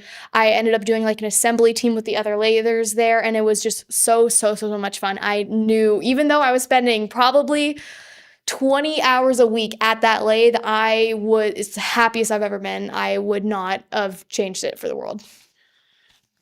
So when I joined FRC, I was a CAD student, but they didn't really have any CAD for me to do because I didn't know anything. So I got put on prototyping, and I learned really fast that I really liked prototyping. It was like design, but hands-on, which turned into me making parts for prototyping, and that's how I learned that I really like manufacturing stuff. So I just started to transition more and more away from CAD and more away into design and prototyping and manufacturing all this stuff. And that led to me learning almost every machine in the shop to get stuff done in time. Yeah. That's really cool. Jay, you mentioned the machines being kind of scary at first, right? What was it like learning the lathe and the Haas, respectively? So I'll be honest, I don't remember learning that much. I do remember I was very scared. I really was scared of like moving the lathe basically at all without another mentor supervising me. Like literally, I was like, can I turn the dial? And he was like, yes, it's not even gonna touch anything. And there was definitely like a few like upsets, like remembering to always lock the chuck, remember to stop the lathe, make sure you don't accidentally put it into reverse, and a whole bunch of stuff like that. But it still wasn't really bad, and I still learned to love it. It was just a lot of practice, a lot of hard work, and a lot of attention to detail, so I didn't break the machine. I wouldn't say I was scared of the machines, but I was definitely nervous at first doing all this stuff. With a machine like the Haas, if you do anything wrong, it'll either get angry at you or itself and then break like $50 end mills, which costs a lot of money. Which, by the way, if you donate money, it can help us replace our mistakes. That is very true. We make a lot of mistakes. So, and with the lathe, actually was kind of less scary than the Haas because it just felt like less moving parts. But the main things with the lathe is just not like remembering all your steps to like for safety purposes. So making sure everything's secure and stuff, and like remembering to be very careful because if you go too far in, or you go too fast, or you go too slow, or you do something wrong, it can break a lot of stuff very quickly. So you have to be like careful and like precise about what you do. On a team of like 40 people, and we're always looking for more members, 40 people, what's it like? What's the workload like being the only 2 manufacturing students?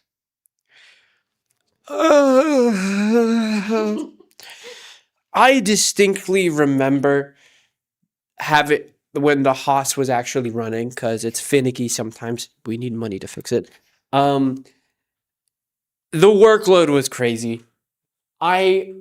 Most of the time on the Haas is just programming all the cutting that it's supposed to do because you have to make sure that it's going to do it right. And it takes a while. And I remember like all the other mentors like starting to get a little frustrated with how slow it was taking. And then the mentor who was helping me learn it, Josh, was like, trial by fire, bro. You got to go faster. And it was just, I definitely was a trial by fire. And I started to like pick it up more and more. But for like a good 2-3 weeks, it was extremely stressful being like the only person who had to work on this giant machine trying to get all these parts done and everything, which, I mean, a good learning experience about overworking yourself. Yeah, I know everyone really tries to work on it, but it does get very stressful. The pressures from catters getting you your parts, and they're not like, sometimes not even feasible for real life. And then manufacturing and assembly students saying like, hey, we need to put the robot together.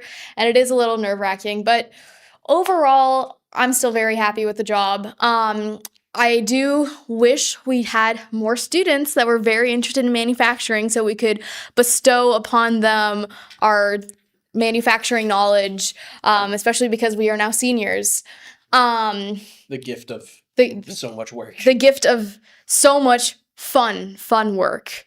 Even though it is so much work, I still would not want to do any other thing. And I think that makes me a boring, nerdy person, but Just like a fun question. What's your favorite part that you've made ever? capstans, 100%. we don't have a siren here right now, but one of the one of the parts that we use for our elevator is a capstan, which is basically little like two little metal things with like grooves in them that we put thread through so the elevator is able to go up and down. It takes two for an elevator. Each one probably takes me about 6 hours. So I have to sit at the lathe perfectly, like smoothing it down to the right diameter, going in. There's like 30 like slots that I had to go into. And I just sat at the lathe for 12 hours doing those things. And I should also say I had to do it like 3 times because we had 3 different elevators. But just the amount of work and the amount of precision and the amount of ownership that I had over that part makes me so, so, so proud of it.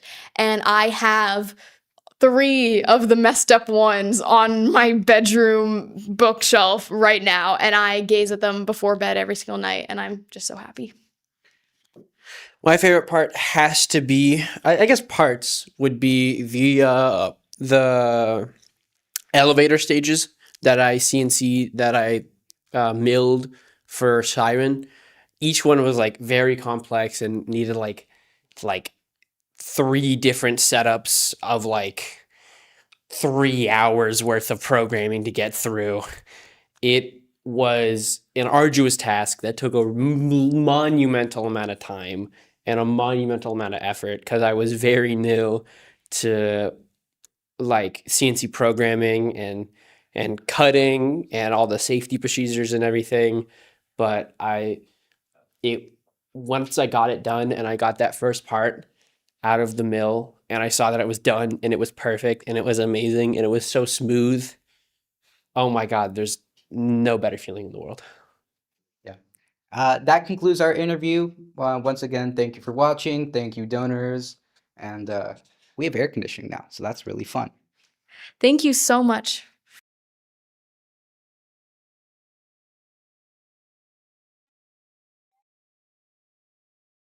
Well, I kind of is a marketing student. We all come together to help get our mission out there. I loved getting to hear about your experiences as manufacturing students.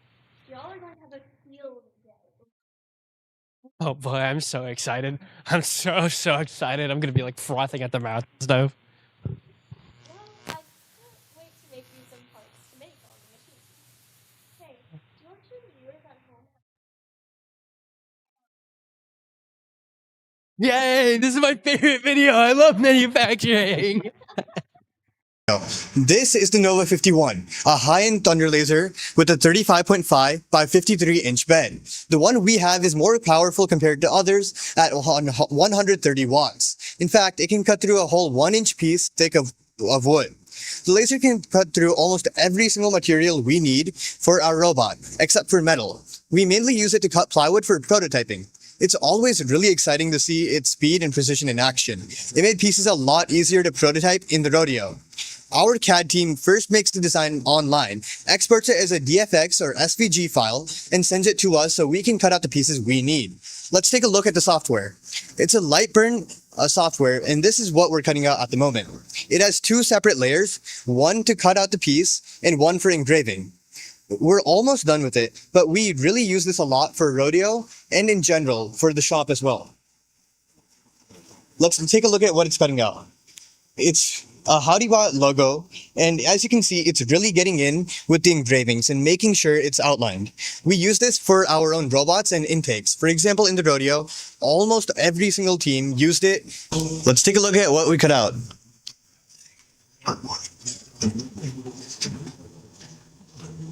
One Howdy Bot logo.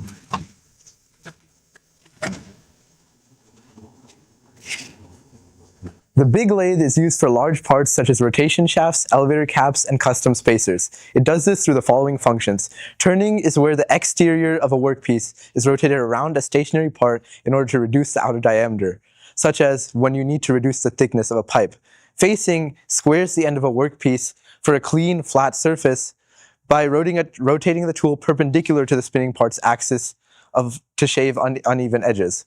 Drilling creates or enlarges holes by rotating the central axis of the workpiece around the stationary part. Threading cuts threads in the exterior or interior of the part for bolts, nuts, threaded inserts so that screws can go inside. and chamfering adds a beveled edge to holes or corners for smoother insertion of screws. The mini lathe is used for small parts like spacers, standoffs, small shafts, gears, and bushings, and rush jobs like when we need to shape metal quickly, such as when something breaks right before competition, or the other big lathe is being used. It performs the exact same functions as a big lathe, such as turning, drilling, threading, etc.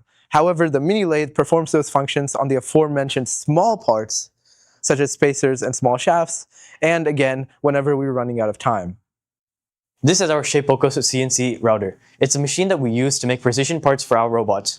In there, you can see the place where the interchangeable tip goes. And this cutting tip spins at high speeds to make it so that we can cut out 2.5D parts in order to use into our robots. It's able to make 2.5D parts by cutting out in 2D, and then it uses the Z-axis to move up and down to add a depth to our parts. It's guided by digital design files, and this CNC machine produces accurate, strong, and repeatable components that add rigidity and strength to our robots. It's one of the most important tools in our workshop for turning digital designs into real functioning parts. This is our Haas CNC mill. It looks like the Shapeoko at first sight, but it's actually a lot more accurate and precise due to its rigid frame and heavy-duty build. It's designed for maximum precision and performance. While the Shapeoko hand drill is simpler and larger parts, the Haas can machine smaller and much more precise parts. It has a greater accuracy than the Shapeoko, and this makes it so that we can use it for tasks that require more precision. Its high-speed, high-torque spindle makes it so that it can cut not only the same materials as the Shapeoko, but it can also cut tougher materials like steel. The spindle actually spins so fast that the Haas has to constantly pump coolant simultaneously to create fully contoured three-dimensional parts. This makes it an essential tool for producing high-performance, professional-grade parts to push our robots' capabilities even further. I love the Haas. No. It's not unhealthy. I just get itchy and shaky whenever I can't cut something on it.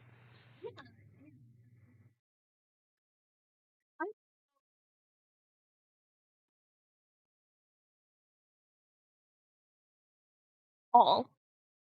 My favorite match yet, and it doesn't have to do with me being on the winning team. I just really like to watch my robot cook. Yeah, sure. Everybody behind the line in 3, 2.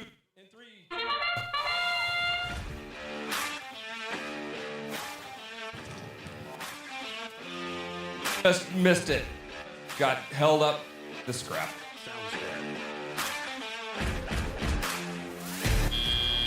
All right, it's time.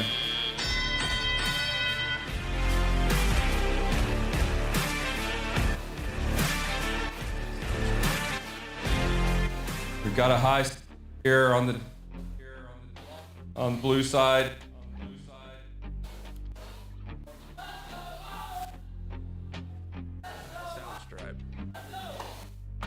Fortunately for the blue team, limited scrap. So carrying an extra scrap is not have to figure out how to sound strap. We've had scrap from the blue. We've got blue trying to score salvage it.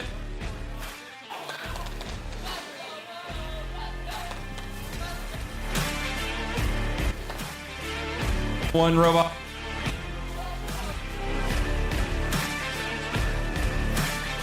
Intermittent comms loss. Radio, we checked the wire. Code. And Oscar's about to.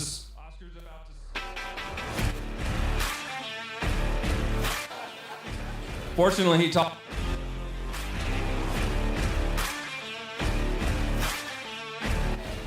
Oscar's going scrap.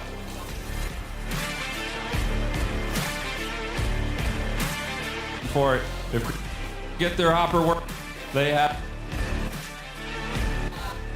Oscar can just. They could. Going on, thinking about what to do. We've got 20 seconds left in the match, folks.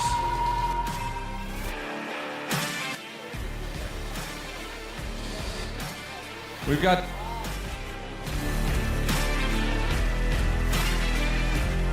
Oh no.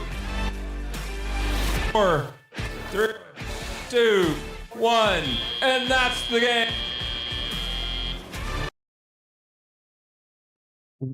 Wow, that competition was fierce.